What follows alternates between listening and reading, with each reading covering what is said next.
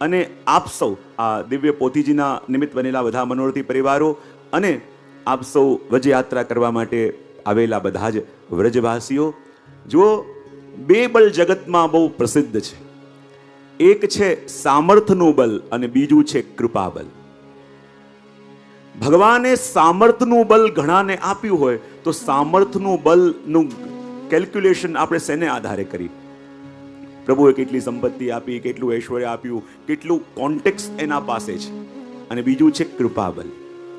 જો જીવનમાં સામર્થના બલ અને કૃપાનું બલ આ બંને જ્યારે સામ સામે આવતા હોય તો હંમેશા કૃપા બલ જીતતું હોય છે. જ્યારે વ્યક્તિની પાસે બધી સગવડ હોય, બધી વ્યવસ્થા હોય, બધા કોન્ટેક્ટ મોટા મોટા હોય, બધા મોટા મોટા પરિચિત હોય, પણ આપણે જાણ્યું હોય છે કે જ્યારે વિકટ પરિસ્થિતિ આવે ત્યારે ગમે તેવા કોન્ટેક્ટ, ગમે તેવા ઓળખાણ, ગમે તેવા આપણી પાસે સોર્સિસ હોય, પણ એ વખતે કોઈ સાથ આપવા તૈયાર થતું નથી. અને જ્યારે આપણા સામર્થ્યની લિમિટ આવી જાય એના પછી પ્રભુના કૃપા બલની શરૂઆત થતી હોય છે. અને પ્રભુનું કૃપા બલ જેને મળે ને એ આવા ઉત્સવની અંદર જોડાઈ શકે. જો આ દુનિયામાં સામર્થ્ય બલવાળા બહુ છે, ઘણા વર્ષોથી કહેતા હોય છે કે અમારે પણ આવા કોઈ ઉત્સવમાં જોડાવું છે, અમારે પણ આવા ઉત્સવમાં ભાગ લેવો છે, નિમિત્ત બનવું છે. પ્રભુએ બહુ સમૃદ્ધિ આપી છે, બહુ સંપત્તિ આપી છે, ચાહે તો આવા અનેક આયોજન કરી શકે, પણ જ્યારે જ્યારે પણ મનમાં વિચાર કરે અને એવી કોઈ અડચણ આવી જાય કે જોડાઈ ન શકે, તો જુઓ ખાલી સામર્થ્ય હોવાથી આવા ઉત્સવમાં ન જોડાવાય. જ્યારે કૃપાબલ પ્રભુનું પૂર્ણ કામ કરે ને ત્યારે આવા ઉત્સવમાં આપણે નિમિત્ત બની શકીએ. અને ગમે તેવું સામર્થ્ય પ્રભુએ કોઈને આપ્યું હોય, પણ કૃપાબલ વાળાની આગળ સામર્થ્ય બલ વાળો ક્યારે જીતી શકતો નથી જેની પાસે કૃપાબલ છે. અને હું હંમેશા કહેતો હું કે આ જગતની અંદર જો છેલ્લા આજે 6 દિવસ થયો, જ્યારે પણ કોઈ આવીને આપણને જુએ, કોઈ પણ મુશ્કેલો, કોઈ પણ સમસ્યાઓ જે માણસની પાછળ પાછળ ફરતી હોય, અનેક પ્રકારની ચિંતાઓ પણ માણસની પાછળ પાછળ ફરતી હોય, પણ માણસ દિવસમાં મહત્વના સમયમાં ક્યાં અને કોની સાથે દેખાય છે ને એને આધારે સમસ્યાઓ પણ નક્કી કરે કે આગળ જવાય કે ન જવાય, એની પાસે જવાય કે ન જવાય. હવે આ છેલ્લા 6 દિવસથી તમે આ મહત્વના સમયમાં વધારે ક્યાં દેખાવશો? અમદાવાદમાં કે વ્રજમાં? લૌકિક સાનિધ્યમાં કે હરિગુરુ અને વૈષ્ણવના સાનિધ્યમાં? તો આવનારી ચિંતાઓ, આવનારા ટેન્શન, આવનારા મુશ્કેલીઓ પણ વિચાર કરે કે આ વ્યક્તિ કોની પાસે અને કોના સાનિધ્યમાં છે, એને આધારે એ મુશ્કેલીઓ પણ નક્કી કરે કે આગળ જવાય કે ન જવાય. એક નાનો પ્રસંગ કહીને આપણી યાત્રાને પ્રારંભ કરાવું કે જ્યારે એક ગામમાં કોઈ સાધારણ બિચારો ગરીબ વ્યક્તિ હતો, એની જમીન વહેંચાય. વિચાર કર્યો કે 2-5 વર્ષ પછી મારી દીકરીના લગ્ન આવશે અને ત્યારે આ સંપત્તિ કામ આવશે. તો એણે શું કર્યું? એ શહેરના એક મોટા વેપારી હતા અને વેપારીની પાસે જઈને કહ્યું કે એવું કરો, આ મારી જે સંપત્તિ છે તમે રાખો અને 5-1 વર્ષ પછી મને તમે કેટલા આપશો? બોલે તને હું આટલા આપી દઈશ. અચ્છા, આટલા આપશો તો મારી દીકરીના લગ્ન થઈ જશે એમ કહી એના ઉપર ભરોસો કરી એણે એ સંપત્તિ એને આપી દીધી. હવે જ્યારે 5-6 વર્ષ વીત્યા, દીકરીના લગ્ન નક્કી થયા અને જાણ્યા મુજબ એ પેલા વેપારી પાસે ગયા અને કહ્યું, મેં તમને આટલા વર્ષ પહેલા આટલા રૂપિયા આપ્યા હતા, હવે મારી દીકરીના લગ્ન નક્કી થઈ ગયા છે અને તમે જે વાયદો આપ્યો હતો કેટલા આપશો, હવે મને જો આપી દો તો મારી દીકરીના લગ્ન આનંદથી થઈ શકે. ત્યારે એણે કહ્યું કે જ્યારે તું પૈસા આપવા માટે આવ્યો હતો તો આપણે કંઈક લખાપડી કરી હતી? પેલો કે ના, મેં તો તમારા ઉપર ભરોસો કરીને તમને આપ્યા હતા. બોલે એનો મતલબ કંઈ પણ લખાણ તારી પાસે એ સમયનું નથી ને? બોલે નથી. તો કે કયા પૈસા? બોલે કયા પૈસા એટલે મારી જીવનની આખી પૂંજી છે, મારી દીકરીના લગ્નનો આધાર એ છે અને તમે કહી રહ્યા છો કયા પૈસા? બોલે તારી પાસે જો પ્રૂફ હોય તો લઈ આવ, આપણે તને આપી દઈએ, પણ તારી પાસે કોઈ લખાણ નથી, તારી પાસે કોઈ પ્રૂફ નથી, તો શેના પૈસા આપો? હવે આ દુઃખી થઈ ગયો કે મારી દીકરીને લગ્ન કેમ થશે? કોઈ ઉપાય નહીં એની પાસે. રડતો રડતો ત્યાંના રાજા પાસે ગયો અને કહ્યું કે આવી રીતે પેલા વેપારીને મેં આટલા પૈસા આપ્યા હતા અને હવે જ્યારે દીકરીના લગ્ન મારા છે અને આ વિચાર બદલી ગયો અને કહી રહ્યો છે કે કયા પૈસા? હું કંઈ આપવાનો નથી, આપ જ મારી કઈ મદદ કરો. પણ દીકરીના લગ્ન જો ન થઈ શક્યા તો એ ઘા જીરવી ન શકશે અને એની પીડા મારાથી સહન નહીં થાય અને મને લાગે છે કે મારા પ્રાણ શરીરમાં નહીં રહે. રાજાએ કહ્યું, જો તારી પાસે કોઈ લખાણ નથી, કોઈ પણ પ્રૂફ નથી, તો લીગલી હું કંઈ કરી ન શકું. પણ એને કહ્યું કંઈક તો ઉપાય કરો. રાજા કે જો એક ચાન્સ હું આજે લઈશ, એમાં તારું કંઈક થઈ ગયું તો થઈ ગયું. બોલે ઠીક છે, જો આજે હું સાંજે મારી બગ્ગીમાં બેસીને નગર યાત્રાએ નીકળીશ તો એ જે શેઠની દુકાન છે ને એની બહાર તું ઊભો રહેજે, બાકી મારે જે કરવું હશે હું કરીશ, પછી તું જાણે ને તારું ભાગ્ય જાણે. બોલે ઠીક છે, લાસ્ટ ચાન્સ. અને સાંજે ઘોષણા થઈ કે રાજા નગર યાત્રામાં નીકળવાના છે. તો બધા લોકો રાજાનું સ્વાગત કરવા માટે રસ્તા ઉપર ઊભા હતા. અને જ્યાં રાજાની સવારી આવી, બગ્ગીમાં રાજા આવ્યા અને પેલો જે શેઠ હતો કે જેને રૂપિયા લઈ લીધા હતા અને આપવાની ના પાડી હતી, એની દુકાનની બહાર જઈને પેલો ગરીબ વ્યક્તિ ઊભો રહ્યો. અને પેલા શેઠે પણ જોયું કે રાજા આવી રહ્યા છે, તો એ પણ બાલ ફૂલ લઈને આવ્યા રાજાને વધાવવા માટે. અને બાજુમાં પેલાને ઉભેલો જોયો, તું અરે અહીંયા ક્યાંથી? રાજાની સવારી આવી રહી છે, જા અહીંયાથી. પેલો કે ના, ઊભો છું. થોડી વારમાં જ્યાં રાજાની સવારી આવી અને પેલો કહેતો હતો, અરે રાજા મારા દુકાનની બહાર આવ્યા. અને રાજાએ પેલા ગરીબને કહ્યું હતું કે શેઠની દુકાનની બહાર ઊભો રહેજે. અને બધા ઊભા હતા. ત્યાં જ રાજાએ પેલા ગરીબ વ્યક્તિને જોયા અને કહ્યું, અરે ગુરુજી આપ અહીંયા. અને જ્યાં રાજાએ પેલા ગરીબને કહ્યું, અરે ગુરુજી આપ અહીંયા, પેલા શેઠને તો ધ્રાસકો લાગ્યો. અને રાજા નીચે ઉતર્યા અને ઉતરીને કે, અરે ગુરુજી આપ અહીંયા ક્યાંથી? મારા હોતે તમારે નીચે ઉભા રહેવું પડે, એવું કરો મારી સાથે મારા રથમાં આવો. પેલો ગરીબ વ્યક્તિ કે, મારી સાથે શું થઈ રહ્યું છે? રાજા કે, ચૂપચાપ જેમ કહું એમ કર. પેલો કે, જલ્દી મારી સાથે મારા રથમાં આવી જાઓ. અહીંયા ક્યાંથી? અને જ્યાં એનો હાથ પકડી પેલા રાજાએ ગરીબ માણસને પોતાની જોડે પેલો રથમાં નીચે, ના ના ના ના, આપ તો મારા માટે બહુ સન્માનની કહેવો, મારી જોડે બેસો. અને જોડે બેસી અને જ્યાં રથ આગળ ગયો અને થોડી આગળ જઈને રાજાએ કહ્યું, હવે ઉતરી જા, મારે જે કરવાનું હતું મેં કરી દીધું, હવે તારું ભાગ્ય આગળ. અને પેલો ઉતરી ગયો. અને જ્યાં પેલા શેઠજી દુકાનની અંદર ગયા, એને લાગ્યું મારાથી કાંઈક તો બફાઈ ગયું છે. આ તો રાજાનો એટલો કૃપાપાત્ર, રાજાનો એટલો નિકટનો. અને રાજા જેને કહે છે કે મારા ગુરુજી છે, અને એનો હાથ પકડી અને રાજાએ પોતાની જોડે બેસાડ્યા. અને જો આણે રાજાને જઈને વાત કરી દીધી કે મેં આના પૈસા દબાઈ લીધા છે, તો બહુ મુશ્કેલ થઈ જશે. અને જ્યાં આખી રાત એને નિંદર ન આવી અને બીજા દિવસે જેટલા આપ્યા હતા એના કરતા ડબલ લઈને ગયો. ડબલ લઈને ઘેર ગયો અને કહે, અરે તારે મને યાદ અપાવવું જોઈએ ને કે જે જમીન વેચી હતી એ પૈસા લઈને આવ્યો છો એ તું છે. અરે આટલા વર્ષમાં માણસની યાદ શક્તિ ક્યાં રહે? હવે હું ઘરડો થયો છું અને જો આટલા તને ડબલ કરીને આપ્યા છે. અને આ જેટલું પણ સાહિત્ય છે, આ સાડીઓ, એ પણ મારા તરફથી, અને ઉપરથી બીજા 1 લાખ મારા તરફથી. શેના માટે? બોલે મારી દીકરી નથી, આ તારે લેવા પડશે. અને બધું આપીને ચાલ્યો ગયો. જો આમાં થયું શું કે જે મુશ્કેલ આવી હતી પણ એ વ્યક્તિ દેખાયો કોની જોડે? બોલે રાજા જોડે. અને રાજા જોડે દેખાયો તો આપોઆપ સમસ્યાઓ બધી સમાધાન થવા લાગી.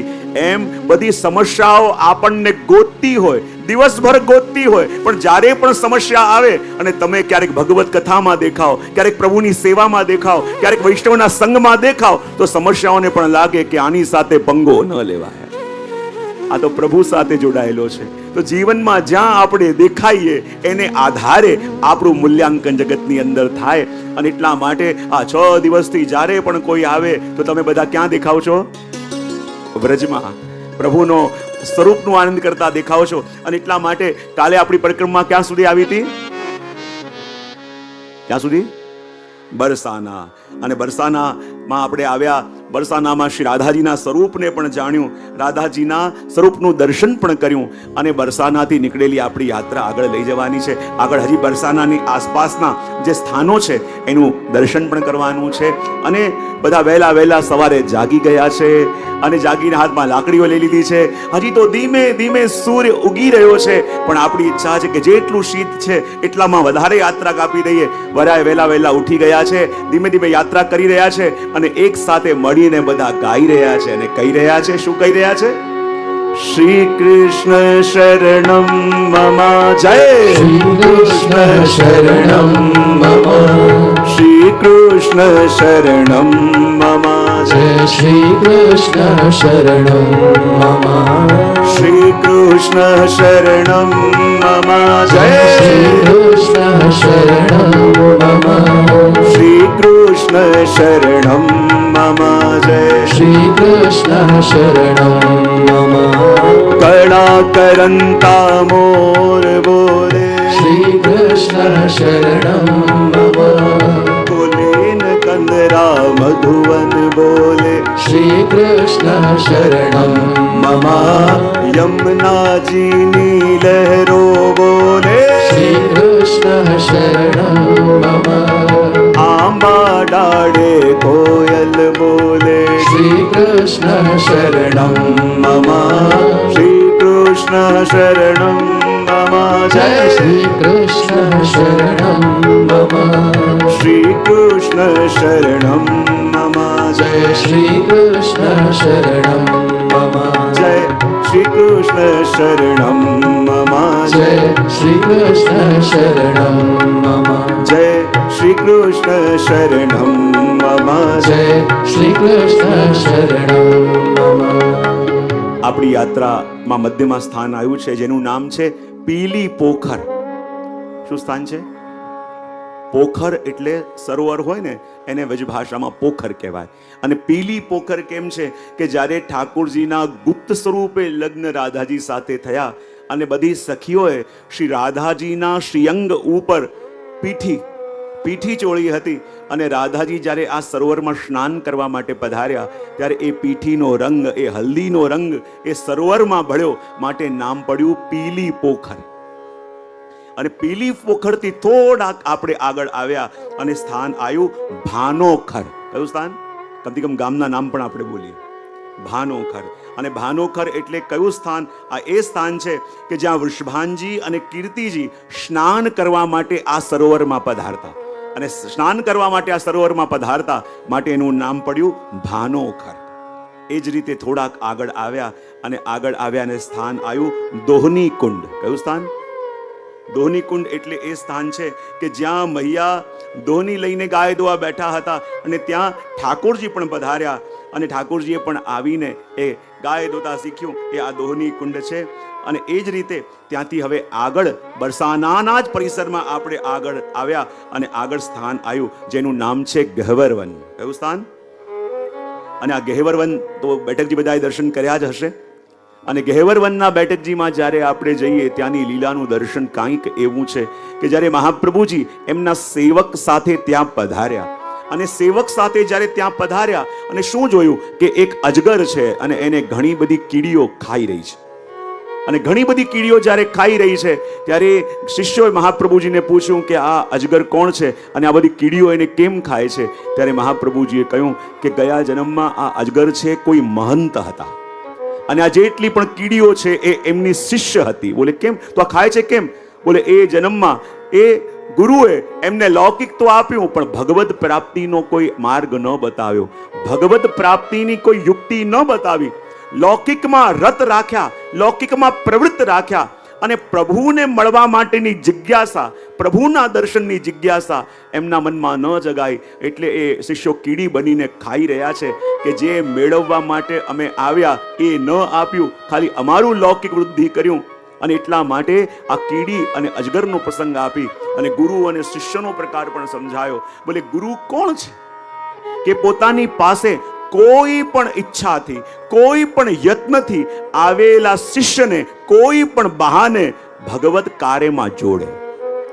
અને શિષ્ય કોણ છે કે જ્યારે જગતની અંદર આપણે કોઈનો પણ સંગ કરીએ ત્યારે પ્રભાવ જોઈને સંગ નહીં કરવાનો. સૌથી પહેલા તો કોઈનો પણ સંગ કરીએ આપણને ખબર હોવી જોઈએ કે આપણે જીવનમાં પામવું શું છે.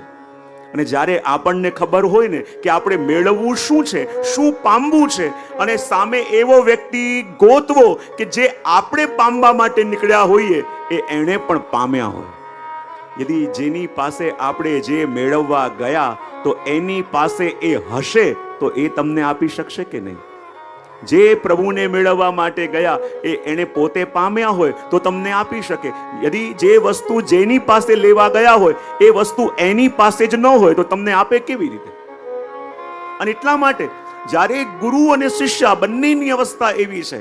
ગુરુ કોણ કે પોતાની પાસે આવેલા જીવને પણ ભગવાનથી જોડે, પોતાની પાસે બંધાયેલા ન રાખે, પોતાની પાસે અટકાયેલા ન રાખે. ગુરુ એ નથી જે ભક્ત અને ભગવાન વચ્ચેની દીવાર બને. ગુરુ એ છે જે ભક્ત અને ભગવાન વચ્ચેનો દ્વાર બને. એટલે તો હિરાય મહાપ્રભુજી કહે છે કે પુષ્ટિ માર્ગમાં ગુરુ કોણ? જે ભક્ત અને ભગવાન વચ્ચેનું દ્વાર છે. પોતાની પાસે આવેલા જીવને પોતાની પાસે અટકેલો ન રાખે, એને પ્રભુ તરફ મોડી દે. જો આપણે ત્યાં ગુરુ માટે કહીએ છીએ ને કે ગુરુ ગોવિંદ દોનો ખડે કાકો લાગો પાઉં, બલિહારી ગુરુ આપકી મોં પે ગોવિંદિયો દિખાય. પણ એનો સાધારણ અર્થ આપણે શું સમજીએ છીએ કે એક તરફ ગુરુ ઉભા છે અને એક તરફ ગોવિંદ ઉભા છે. ગુરુ ગોવિંદ દોનો કરે. શિષ્ય વિચાર કરે કે હું પહેલા કોને પગે લાગુ? બોલે બલિહારી ગુરુ આપકી મોં પે ગોવિંદિયો દિખાય. પછી શિષ્ય એમ કહે છે કે હું ગુરુને પગે લાગુ છું. બોલે કેમ? કારણ કે એમણે મને ગોવિંદનો પરિચય કરાવ્યો. પણ આની વ્યાખ્યા કાંઈક અલગ છે. આ જે દોહો છે ને એની અંદર શિષ્યની પરાકાષ્ઠા પણ છે અને ગુરુની પરાકાષ્ઠા પણ છે.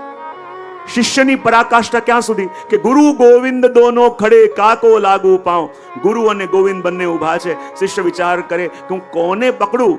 એને પકડું કે જે મારી સામે છે, યા એને પકડું જેની કૃપાથી મારી સામે છે?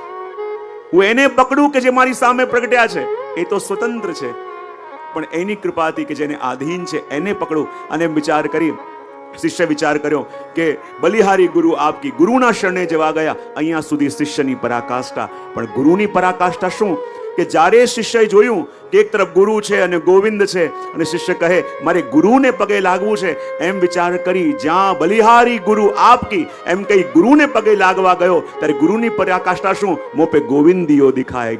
કે મને નહીં એને પકડો, અને મને નહીં એને પકડો એમ કહી ગુરુએ પ્રભુ પાસે મોકલ્યા.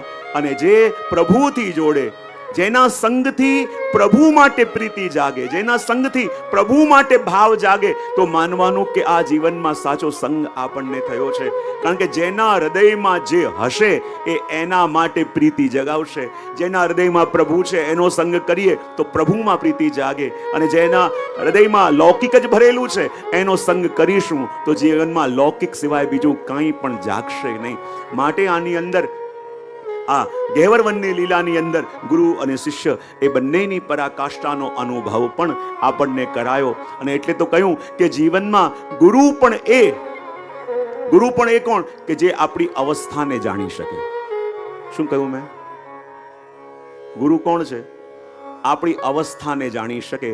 અને અવસ્થાને જાણી શકે એનો મતલબ શું? આપણું કરંટ લોકેશન. અવસ્થા એટલે કોને કહેવાય?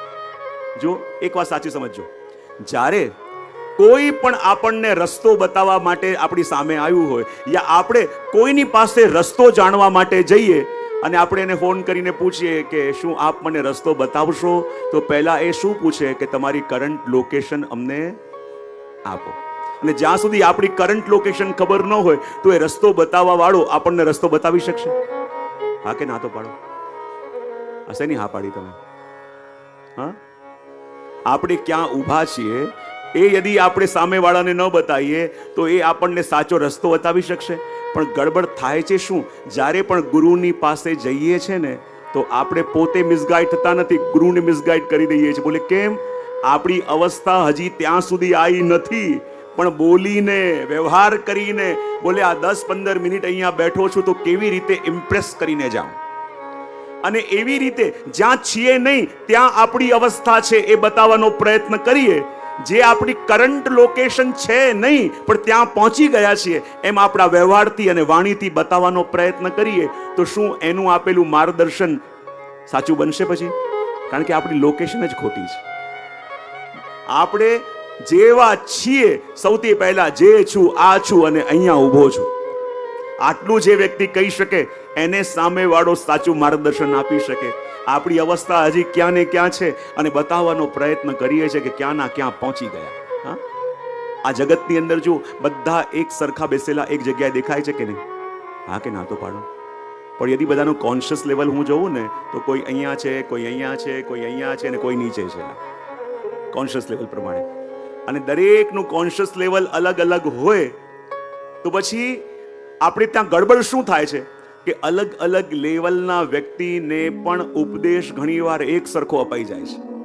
જોડે આવીને બેઠેલા હોય ને એમાંથી હજી કેટલાક બિચારા કિન્ડર ગાર્ડન વાળા છે અને જોડે કોઈ ગ્રેજ્યુએશન વાળા છે, પણ ઉપદેશ બધાને PhD ના અપાઈ જાય તો બિચારા શું કરે? સુન્યો તો સાહી પણ સમજો. આપણે ત્યાં અધિકતર આધ્યાત્મ પથમાં આવું જ થતું હોય છે. કારણ કે વ્યક્તિનો જ્યાં સુધી કોન્શિયસ લેવલ આપણે ન જાણીએ ત્યાં સુધી એને સાચા અર્થમાં એને શું કરવું જોઈએ અને કેવી રીતે આગળ જવું જોઈએ એ ખબર જ ન પડી શકે. અને એટલા માટે અહીં ગુરુ શિષ્યના ક્રમમાં એ ઘેવરવનની લીલા પણ બતાવી અને એનાથી આપણે થોડાક આગળ ગયા કે ત્યાં દિવ્ય સ્થાન આવ્યું જેનું નામ છે મોરકુટી. કયું સ્થાન? કેટલા લોકો ગયા છે? અરે વાહ, મોરકુટીનું સ્થાન. અને મોરકુટી એ સ્થાન કયું છે તો કહેવાય કે એકવાર ઠાકોરજી અને સ્વામીજી બંને બિરાજ્યા અને સ્વામીજીએ પ્રભુને એમ કહ્યું કે શ્યામ સુંદર, બોલે હા, બોલે મારી એવી ઈચ્છા છે કે આપ આજે આપના મુખે મારી પ્રશંસા કરો અને મારે આપના મુખે મારા સ્વરૂપનું વર્ણન સાંભળવું છે. ઠાકોરજી કે હું તો આની રાહ જ જોતો હોઉં છું કે ક્યારે આપના વિશે મને કંઈક કહેવાનો અવસર મળે. અરે આપના વિશે બોલવું હોય તો દિવસોના દિવસો ઓછા પડે. સ્વામીજી કે ના, આપ મારું વર્ણન કંઈક કરો. અને ઠાકોરજી સ્વામીજીના મુખારબિંદ તરફ જોયું અને કહેવા લાગ્યા, અરે સ્વામીજી, આ આપના કેશની લટો એવી છે કે જાણે આપના મુખ કમલનું પાન કરવા માટે ભ્રમરોના ઝુંડ આવી ગયા હોય એવું લાગે છે. અરે સ્વામીજી, શું બતાવું, આપના નેત્રોની જે બે ભ્રમરો છે એ બે ભ્રમરોને જોઈને તો ધનુષ્બાણની જે મરોડ છે એ પણ લજ્જિત થઈ જાય. એ સ્વામીજી શું વાત કરું, આપના નેત્રોના દર્શન કરીએ તો આપના નેત્રોના દર્શન કરીને પેલી મૃગલીઓ છે એના નેત્રની શોભા પણ લજ્જિત થઈ જાય. અરે સ્વામીજી, શું વાત કરું, આપના નાસિકાની જે મરોડ છે એ તો શુક પોતાની ચાંચની શોભાને પણ ભૂલી જાય. અરે આપના સ્વરૂપનું શું વર્ણન કરું? એમ કરતા કરતા ઠાકોરજીના મુખથી બોલાઈ ગયું કે આપના મુખારવિંદને જોઈએ તો ચંદ્રમા યાદ આવે. અને જ્યાં સ્વામીજીના મુખને ચંદ્રમાની ઉપમા પ્રભુએ આપી અને આ વાત રાધાજીને ગમી. તમને બધી કેવી રીતે ખબર હોય છે અંદરની વાતો?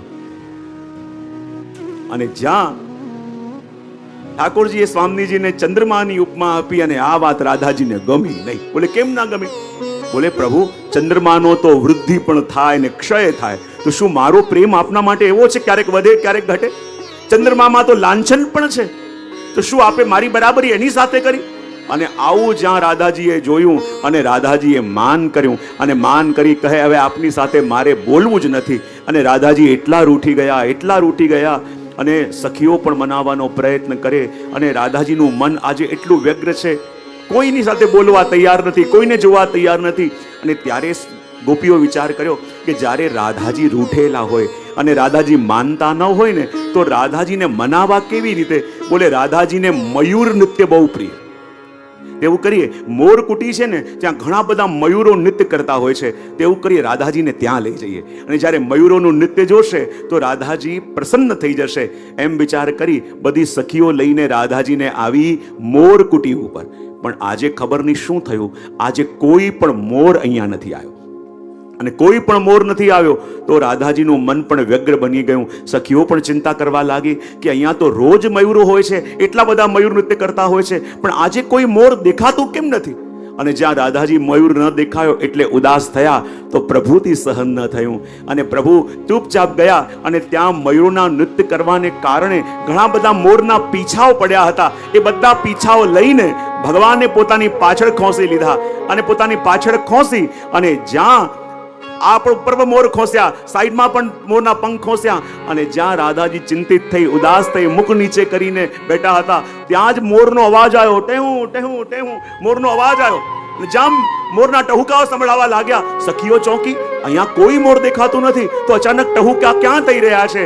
અને જ્યાં રાધાજી આમ તેમ જોવા જાય અને ત્યાં તો અલૌકિક મયુર સ્વરૂપે પ્રભુ પોતાના પીછા ફરકાવતા અને ઘૂંટણ ઉપર ગોળ ગોળ ફરતા એ સ્થાન પર પધાર્યા. અને ક્યારેક પીછા ફેલાવતા મુખ નીચે કરે, ક્યારેક ઉપર કરે અને એવું અદ્ભુત પોતાના ચરણોથી નૃત્ય કરી રહ્યા છે. અને રાધાજી દર્શન કરે, અહીંયા તો કોઈ હતું નહીં, તો અચાનક આ મયુર ક્યાંથી આવ્યું? અને જ્યાં રાધાજી મયુરને જોયું, સખીઓ પ્રસન્ન થઈ અને આગળ પ્રભુ નૃત્ય કરી રહ્યા છે. કેવી રીતે બે ઘડી લીલાનું દર્શન કરીએ.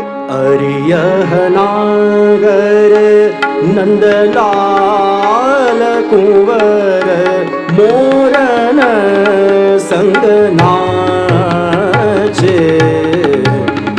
અરિયહનાગર નંદલાલ કુંવર મોરન સંગ નાચે.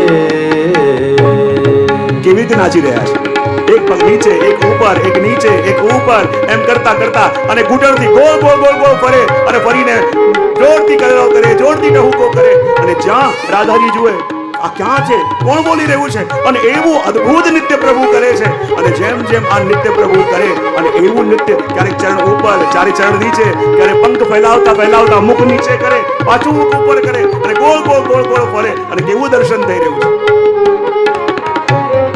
કૂજત કટી કિંકણી કાલ, કૂજત કટી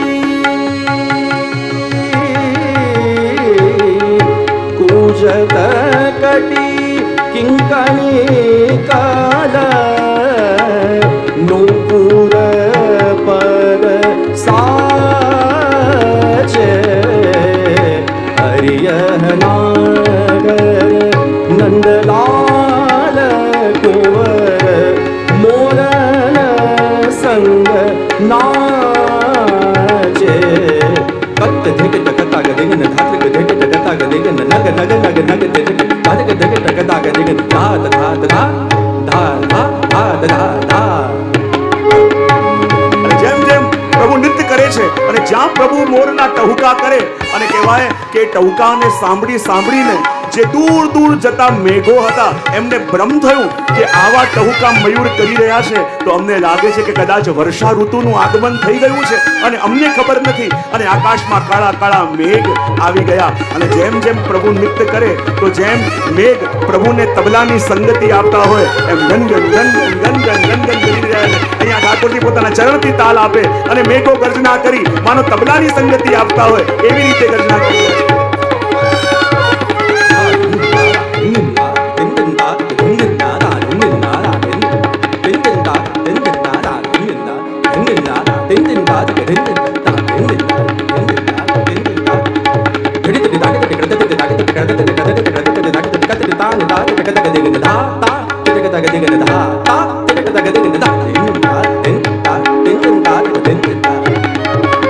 જેમ જેમ પ્રભુ મયુર નૃત્ય કરી રહ્યા છે અને આકાશમાં મેઘ આવી ગયા, મેઘ રચના કરવા લાગ્યા અને આજુબાજુ સંતાઈ સંતાઈને ભાગી ગયેલા મયુરોને પણ લાગ્યું, અરે આ તો મેઘ આવી ગયા છે, જેની વર્ષા ઋતુ આવી ગઈ છે અને આપણે પણ નૃત્ય કરવાનો સમય આવ્યો. અને જ્યાં પ્રભુ જેવા અદ્ભુત મયુર નૃત્ય કરી રહ્યા છે, આસપાસથી બધા ઉડી ઉડીને મયુરોના ઝુંડ આવવા લાગ્યા.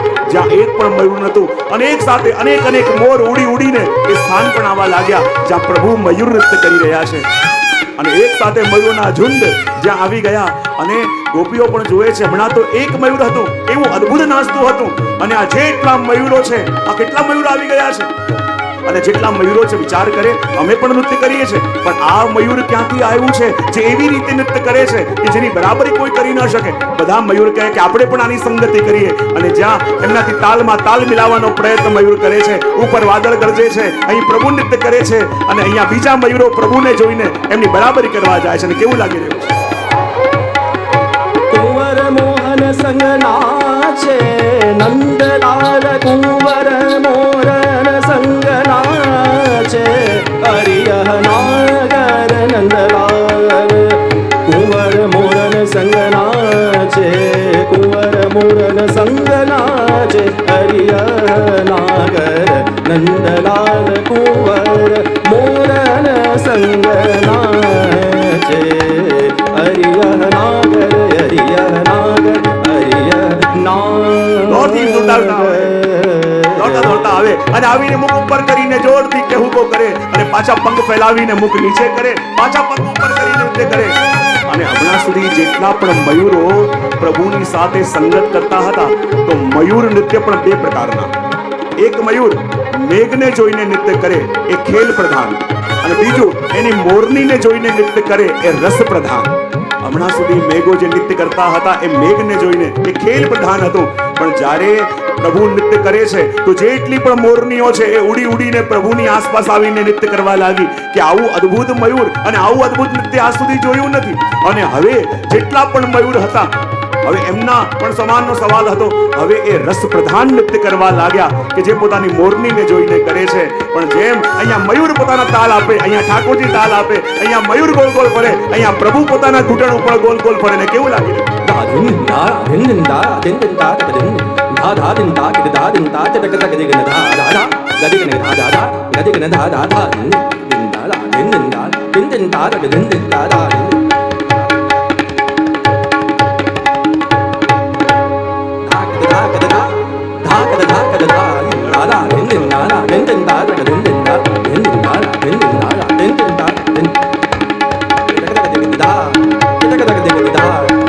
ધક દેગન ધા દાદા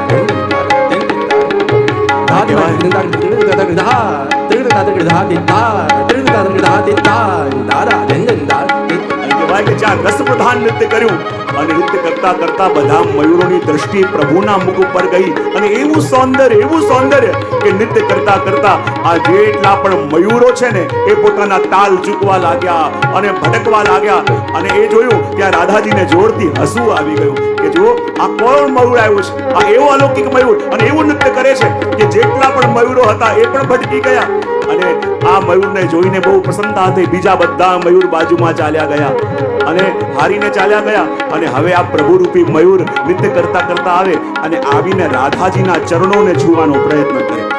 રાધાજી કે જેટલા મયુર છે બિચારા દૂર દાર ઊભા છે, આ એવો મયુર કેવો છે વારે વારે મારા ચરણને અડવા આવે છે અને વારે વારે ચરણને અડવા આવે અને જ્યાં રાધાજી જોયું કે આ રાધાજીને પ્રસન્ન કરવા માટે સ્વયં પ્રભુ મયુર બનીને આવ્યા છે તો રાધાજીને એટલો આનંદ થયો, એટલા પ્રસન્ન થયા કે એ જ વખતે રાધાજીનું માન દૂર થઈ ગયું અને કહે પ્રભુ આપના નરસિંહ અવતાર વિશે સાંભળ્યું, વરહા સ્વરૂપ વિશે સાંભળ્યું અને કેટલા સ્વરૂપ વિશે સાંભળ્યું. આજે પ્રભુ આપે મયુર અવતાર પણ ધરી લીધો કે મયુર બનીને પ્રભુ આપ આવ્યા અને પણ રાધાજીને રીઝવવા માટે. અને એ મોરકુટીની લીલાનું દર્શન આપણે કરીએ કે જ્યારે આપણું હૃદય પણ મયુર બનીને પ્રભુના માટે નૃત્ય કરે અને મોરકુટીમાં મોર વિહારી પ્રભુના દર્શન કર્યા અને દર્શન કરી આ એ સ્થાન છે કે જ્યાં પ્રભુએ એમને બનાવ્યા અને ત્યાંથી નીકળેલી આપણી યાત્રા આગળ દાનગઢ, વિલાસગઢ, માનગઢ થઈ સાંકરી ખોર તરફ જઈ રહી છે અને બધા ભાવથી અને પ્રેમથી ગાઈ રહ્યા છે અને કહી રહ્યા છે જય શ્રી કૃષ્ણ શરણમ મમ, શ્રી કૃષ્ણ શરણમ મમ, જય શ્રી કૃષ્ણ શરણમ મમ, શ્રી કૃષ્ણ શરણમ મમ, જય શ્રી કૃષ્ણ શરણમ મમ, શ્રી કૃષ્ણ શરણમ મમ, જય શ્રી કૃષ્ણ શરણમ મમ, વ્રજભૂમિના રજકણ બોલે શ્રી કૃષ્ણ શરણમ મમ, રાસ રમંતી ગોપી બોલે શ્રી કૃષ્ણ શરણમ મમ, ધેનુ ચરાતા ગોપો બોલે શ્રી કૃષ્ણ શરણમ મમ, બાજાને તબલામાં બોલે શ્રી કૃષ્ણ શરણમ મમ, શ્રી કૃષ્ણ શરણમ મમ, જય શ્રી કૃષ્ણ શરણમ મમ, શ્રી કૃષ્ણ શરણમ મમ, જય શ્રી કૃષ્ણ શરણમ મમ, જય શ્રી કૃષ્ણ શરણમ મમ, જય શ્રી કૃષ્ણ શરણમ મમ.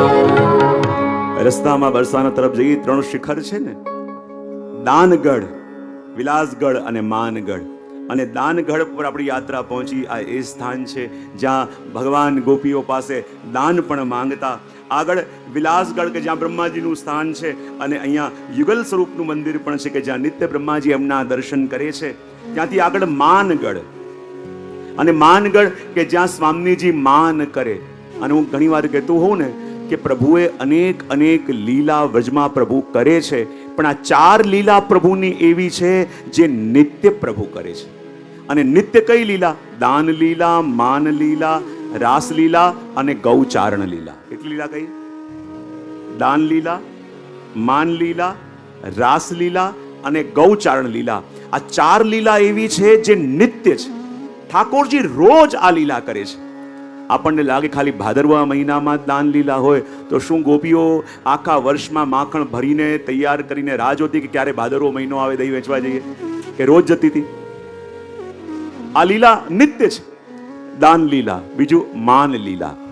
ઠાકોરજી રૂઠે અને સ્વામીજી મનાવે અને સ્વામીજી રૂઠે અને ઠાકોરજી મનાવે, એ પણ નિત્ય છે. બરાબર? એ પણ લીલા કેવી છે? નિત્ય છે. ઘણા બધા ઘરોમાં એ લીલા આજે પણ નિત્ય ચાલતી હશે. અહીંયા પણ ક્યારેક પ્રભુ રૂઠે, ક્યારેક સ્વામીજી રૂઠે અને નિત્ય લીલા છે. અને નિત્ય લીલા કેમ છે? જો જ્યારે આપણને લાગે કે સ્વામીજી રૂઠે તો કેવી રીતે રૂઠે અને ઠાકોરજી રૂઠે તો કેવી રીતે રૂઠે, તો આપણા ભગવદીઓ અર્થ કરે કે જ્યારે પણ સ્વામીજી રૂઠે ને તો પ્રભુ સ્વામીજીના મુખારવિંદને જોયા વિના રહી શકતા નથી. તો જ્યારે સ્વામીજી રૂઠે તો શું કરે? મુખ ઝુકાવી અને પોતાના કેશથી પોતાનું મુખ ઢાંકી દે. અને જ્યારે પોતાના શામ રંગના કેશથી પોતાનું મુખ ઢાંકી દે તો ઠાકોરજીને લાગે કે આજે ચંદ્ર ગ્રહણ થઈ ગયું.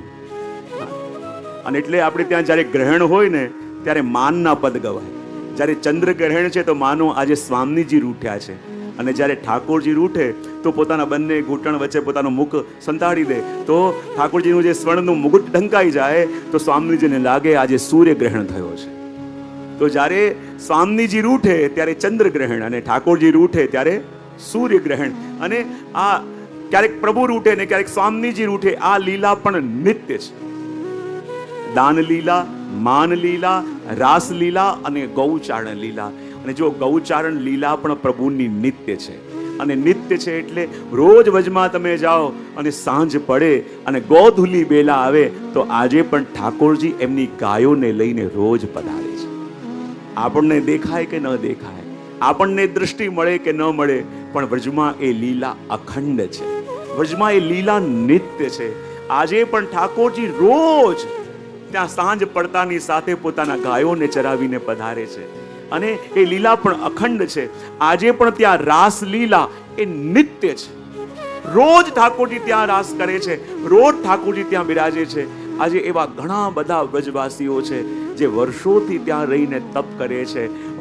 વર્ષોથી શ્રી ગિરાજીની પરિક્રમા કેવા તમે ભક્તોને ત્યાં જુઓ ને, કોઈ એક જ જગ્યાએ 1008 દંડવત કરી પછી બીજી દંડવત કરે. જ્યારે દંડોની પરિક્રમા વખતે એવા ભગવદીઓ મળ્યા, બોલે કેટલા વર્ષથી કરો છો? ત્યારે કહે કે બસ 15 વર્ષ ગિરાજીની તરેટીમાં લોટતા થયા છે. બોલે કેટલા વર્ષ હજી લાગશે? બોલે બસ બીજા 10 વર્ષ પણ ગિરાજીની તરેટીમાં લોટતા લાગશે. અને એમને ચિંતા એ છે કે 10 વર્ષ થઈ ગયા પછી હું ગિરાજી વિના કેમ કરીને જીવીશ. એક જગ્યાએ 1008 દંડવત કરી અને બીજી દંડવત આગળ કરે. અને આ ગિરાજીની કેવી મોહની હશે, આ વજની રજની કેવી એક આકર્ષણ શક્તિ હશે કે જે જીવને વરી લે, જે જીવને ખેંચી લે, એ જીવ પછી વ્રજભૂમિને છોડીને જઈ શકતો નથી. એને પછી વ્રજરજ સિવાય ક્યાંય ચેન પડતું નથી. અને એટલા માટે દાન લીલા, માન લીલા, અને ઠાકોરજી દાન પણ નિત્ય ગ્રહણ કરે છે. અને એટલા માટે માનગઢ થઈ અને સાંકરી ખોર આવ્યા. અને સાંકરી ખોર બધા જાણે છે ને કે 2 પર્વતો છે અને વચ્ચેની ગલી. જ્યારે પણ યાત્રામાં તમે ત્યાં જાઓ તો વ્રજવા જે રાસવાળા હોય એ ત્યાં આવીને દાન લીલા પણ કરે છે ને. ઠાકોરજી બનીને ત્યાં ઉભા હોય અને આપણે બધાએ માથે માટલી લઈને કોણે લીલાના દર્શન કર્યા છે? ઠાકોરજી બનીને ત્યાં સાંકરી ખોર ઉપર ઉભા હોય, પ્રભુનું સ્વરૂપ ધારણ કરી, અને જેટલા વૈષ્ણવને બધા આવે ને એ માથે મટકી લઈ માથું ઓઢી અને આપણે ત્યાંથી જવાનું. અને ત્યાં ઠાકોરજી મટકી ફોડે અને આપણે ત્યાં દાન આપવાનું. અને એ છે સાંકરી ખોર. અને સાંકરી ખોર શું? અને ઠાકોરજી તો મટકી લેવા માટે પધારે છે, પણ કહેવાય ને જ્યારે આ દાન લીલાના સ્થાનમાં આવ્યા છીએ તો પ્રભુએ કેટલીક મટકીને ફોડી, કેટલાકને ઢોળી, પણ જે ભરેલી મટકી હોય, જેનું મનરૂપી મટકી પ્રભુના પ્રેમથી ભરેલું હોય, એને પ્રભુ લઈ જાય. તો 2 કડીમાં આપણે દર્શન કરી આ દાન લીલાનું. મેરી ભરી મટકી આ લઈ ગયો રે. કારણ કે સાંકરી દાન લીલાના દર્શન પણ કર્યા, લીલાનું શ્રવણ પણ આપણે કર્યું. અને આ સાંકરી ખોરથી નીકળેલી આપણી યાત્રા આગળ કરહેલા તરફ જઈ રહી છે. અને બધા ભાવથી અને પ્રેમથી ગાઈ રહ્યા છે અને કહી રહ્યા છે. શું કહી રહ્યા છે? જય શ્રી કૃષ્ણ શરણમ મમ, શ્રી કૃષ્ણ શરણમ મમ, જય શ્રી કૃષ્ણ શરણમ મમ, શ્રી કૃષ્ણ શરણમ મમ, જય શ્રી કૃષ્ણ શરણમ મમ, શ્રી કૃષ્ણ શરણમ મમ, જય શ્રી કૃષ્ણ શરણમ મમ. કુમુદની સરોવરમાં બોલે શ્રી કૃષ્ણ શરણમ મમ, ચંદ્ર સૂર્ય આકાશે બોલે શ્રી કૃષ્ણ શરણમ મમ, શ્રી કૃષ્ણ શરણમ મમ, જય શ્રી કૃષ્ણ શરણમ મમ, શ્રી કૃષ્ણ શરણમ મમ, જય શ્રી કૃષ્ણ શરણમ મમ, જય શ્રી કૃષ્ણ શરણમ મમ, જય શ્રી કૃષ્ણ શરણમ મમ. આપણી યાત્રા કરહેલામાં આવી છે. અને કર હેલા. વ્રજભાષામાં હેલો એટલે શું? ઘાંટો પાડીને કોઈને બોલાવવું એને કહેવાય હેલા. અને કર હેલા એટલે ઘાંટો પાડીને કોઈને આપણે બોલાવીએ ને એને કહેવાય કર હેલા. કે આ એ સ્થાન છે કે જ્યાં ઠાકોરજીએ હેલો કરી, આવાજ લગાવી અને સ્વામીજી ઇત્યાદિને પોતાની પાસે બોલાવ્યા. અને પાસે બોલાવ્યા એ આ સ્થાન કરહેલા છે. અને અહીંયા એક સુંદર કદમખંડી છે. અને કહેવાય ને આ કરહેલાની કદમખંડીમાં જ્યારે ઠાકોરજીએ સ્વામીજી સાથે હોળી ખેલ રમ્યો ત્યારે સ્વામીજીએ ઠાકોરજીના સખી સ્વરૂપના શૃંગાર ધર્યા.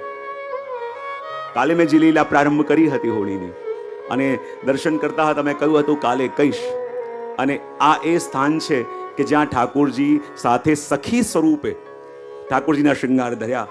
કે જ્યારે બરસાનાની અંદર સુંદર હોળી ખેલ થતો હતો અને સ્વામીજી પ્રતીક્ષા કરતા હતા કે ઠાકોરજી કોઈ પણ રૂપે આપણા ટોલીમાં આવી જાય તો આપણે આખા વર્ષની કસર ઉતારી દઈએ. પણ ઠાકોરજી તો ન આવ્યા. મધુમંગલ હાથમાં આવી ગયો. અને મધુમંગલ હાથમાં આવી ગયો. સ્વામીજી કે વાંધો નહીં, મધુમંગલ આવ્યો છે તો બરાબર એને પણ પાઠ ભણાવીએ. બધી ગોપીઓ કહે આણે અમારા ઘરમાં બહુ દૂધ દહીં ખાધું છે, તો સ્વામીજી કે એવું કરો, એને ઘીથી નવડાવો. અને જ્યાં ઘીથી નવડાવે છે તો ઠાકોરજીથી મદદ કરવા માટે એ ઘાંટો પાડે છે, બોલવા માંગે છે કે ઘીથી નવડાવે છે, પણ ભૂલથી બોલી રહ્યો છે કે હે શ્યામ સુંદર જુઓ, આ ગોપીઓ મને ઘી પીવડાવી રહી છે. ઠાકોરજીએ કહ્યું કે મફતનું પીવડાવે છે, પી લે. અને બધાએ એમને ઘીથી સ્નાન કરાવ્યો. પછી બધી સખીઓ કે હવે શું કરીએ? બોલે એવું કરો કે આ બહુ ધમાલ કરે છે ને, એવું કરો કે કાજલ લાવો અને કાજલ એના મોઢા ઉપર પોતી દો. અને બે ગોપીઓએ કાજલ મોઢામાં પોત્યું. બોલે હવે શું કરીએ? બોલે લાલ લાલ કંકુ લઈ એની આંખોમાં બરાબર કરી દો. પછી શું કરીએ? બોલે જૂતાઓની માળા પહેરાવો. માળા પહેરાવી મધુમંગલને. પછી કહું હવે શું કરવાનું? બોલે જેટલા પણ ઝાડુ છે, ઝાડુ એની પાછળ એવી રીતે બાંધો કે જાણે મોર કળા કરતો હોય એવું લાગે. પછી કે હવે શું કરીએ? અને બધી ગોપીઓના એવા સજેશન આવતા હતા કે મધુમંગલે કહ્યું કે હમણાં શરૂઆત આવી થઈ છે કે એનો વિરામ ક્યાં થશે, કંઈક કરવું પડશે. અને મધુમંગલે કહ્યું કે જો સ્વામીજી મારી પાસે એક ઓપ્શન છે. બોલે શું? કે યદી આપ હમણાં મને જવા દો તો હું જઈને અને ઠાકોરજીને કેમે પકડીને આપની ટોળીમાં લઈ આવું. અને જ્યારે સ્વામીજી આ સાંભળ્યું કે પ્રભુને મારી ટોળીમાં લઈ આવીશ, તો સ્વામીજી પ્રસન્ન થયા અને કહે જો પ્રભુને લઈ આવે તો હું તને છોડી તો દઈશ અને મેવા મિશ્રી મીઠાઈ પણ ઇનામમાં આપીશ. તો મધુમંગલે કહ્યું સમજી લો આપનું કામ થઈ ગયું. અને જ્યાં મધુમંગલને મૂક્યા અને મધુમંગલ ભાગતા ભાગતા પ્રભુ પાસે આવ્યા અને આવીને કહેવા લાગ્યા અરે પ્રભુ, આપને ખબર નથી કે રાધાજી અને બધી સ્વામીજીઓએ અને યુક્તિ કરી છે અને ગોપીઓ એ પ્રયત્ન કરે છે કે કેમે કરીને ઠાકોરજીને પોતાના ટોળીમાં લઈને આધીન કરી લેવા માટે પ્રભુ હમણાં ને હમણાં આપને એક સુરક્ષિત જગ્યાએ લઈને જવા પડશે. પ્રભુ કે અચ્છા સુરક્ષિત જગ્યા તારી પાસે છે? બોલે હા ધ્યાનમાં છે, ચલો જઈએ. મધુમંગલ કે એમ નહીં, એવું કરો મારા ખભે બેસી જા. પ્રભુ મધુમંગલના ખભે બેસી ગયા અને મધુમંગલે બંને પ્રભુના હાથ પકડ્યા અને રાધાજીની ટોળી તરફ ભાગવાની શરૂઆત કરી. મધુમંગલ કહે, પ્રભુ કહે અરે તું તો મને સુરક્ષિત જગ્યા લઈ જતો હતો, આ રાધાજીની ટોળી પાસે કેમ લઈ જાય છે? ત્યારે મધુમંગલે કહ્યું પહેલા મેં ઘી પીધું, હવે આપનો વારો.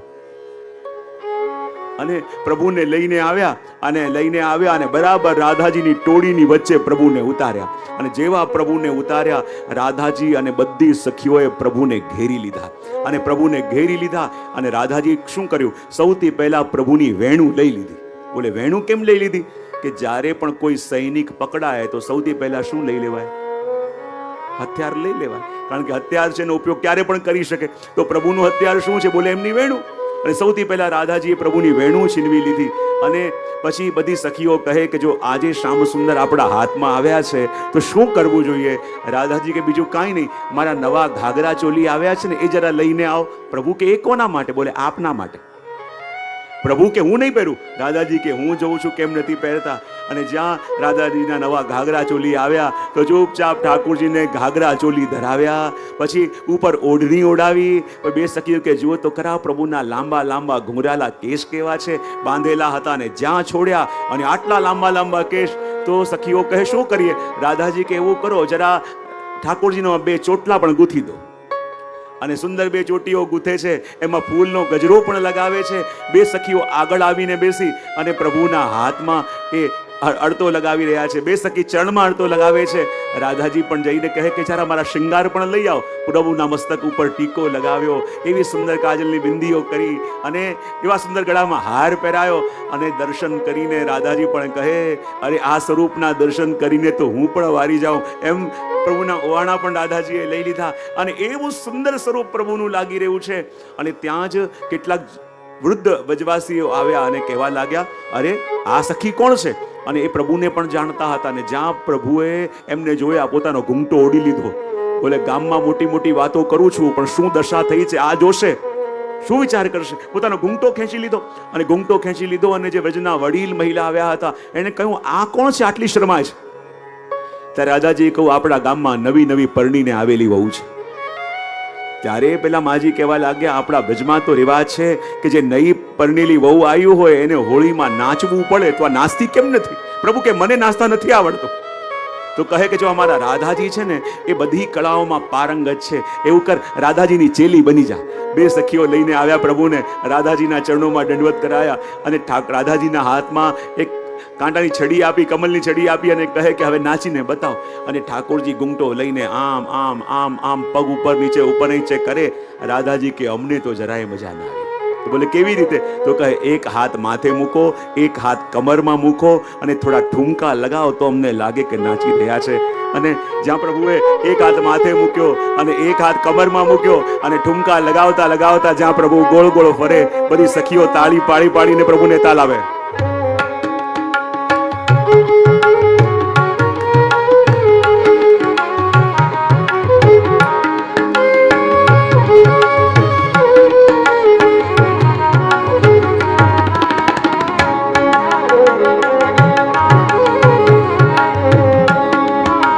જ્યાં પ્રભુ એવું સુંદર નૃત્ય પણ કર્યું, ત્યાં જ યશોદાજી ગોતતા ગોતતા આવ્યા કે મારો લાલો ક્યાં, મારો લાલો ક્યાં? અને જ્યાં ખબર પડી કે આ લાલો છે, બોરે મારે તો લાલા હતો, આ તો લાલી કરી દીધી. ત્યારે રાધાજી કે એમને એમ કનૈયો નહીં મળે, એમને એમ લાલો નહીં મળે, એના બદલામાં ફગવા આપો, ફગવા આપશો તો લાલા મળશે. મને માંગ્યો, ફગવો લીધો અને પછી પ્રભુને આપ્યા. અને આ કરેલાના કુંજની અંદર સખી સ્વરૂપના શૃંગાર બધા ગોપીજનોએ પ્રભુના કર્યા. અહીંયા શ્રી ગુસાઈજીના બેઠકજી પણ છે અને આ બેઠકજીની અંદર પણ આપણે અનેક અનેક સુંદર લીલાઓના દર્શન કરાવ્યા છે.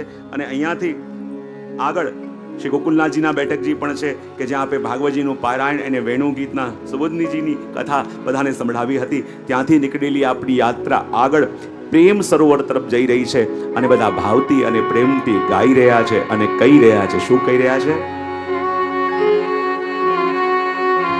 જય શ્રી કૃષ્ણ શરણમ મમ, શ્રી કૃષ્ણ શરણમ મમ, જય શ્રી કૃષ્ણ શરણમ મમ, શ્રી કૃષ્ણ શરણમ મમ, જય શ્રી કૃષ્ણ શરણમ મમ, શ્રી કૃષ્ણ શરણમ મમ, જય શ્રી કૃષ્ણ શરણમ મમ.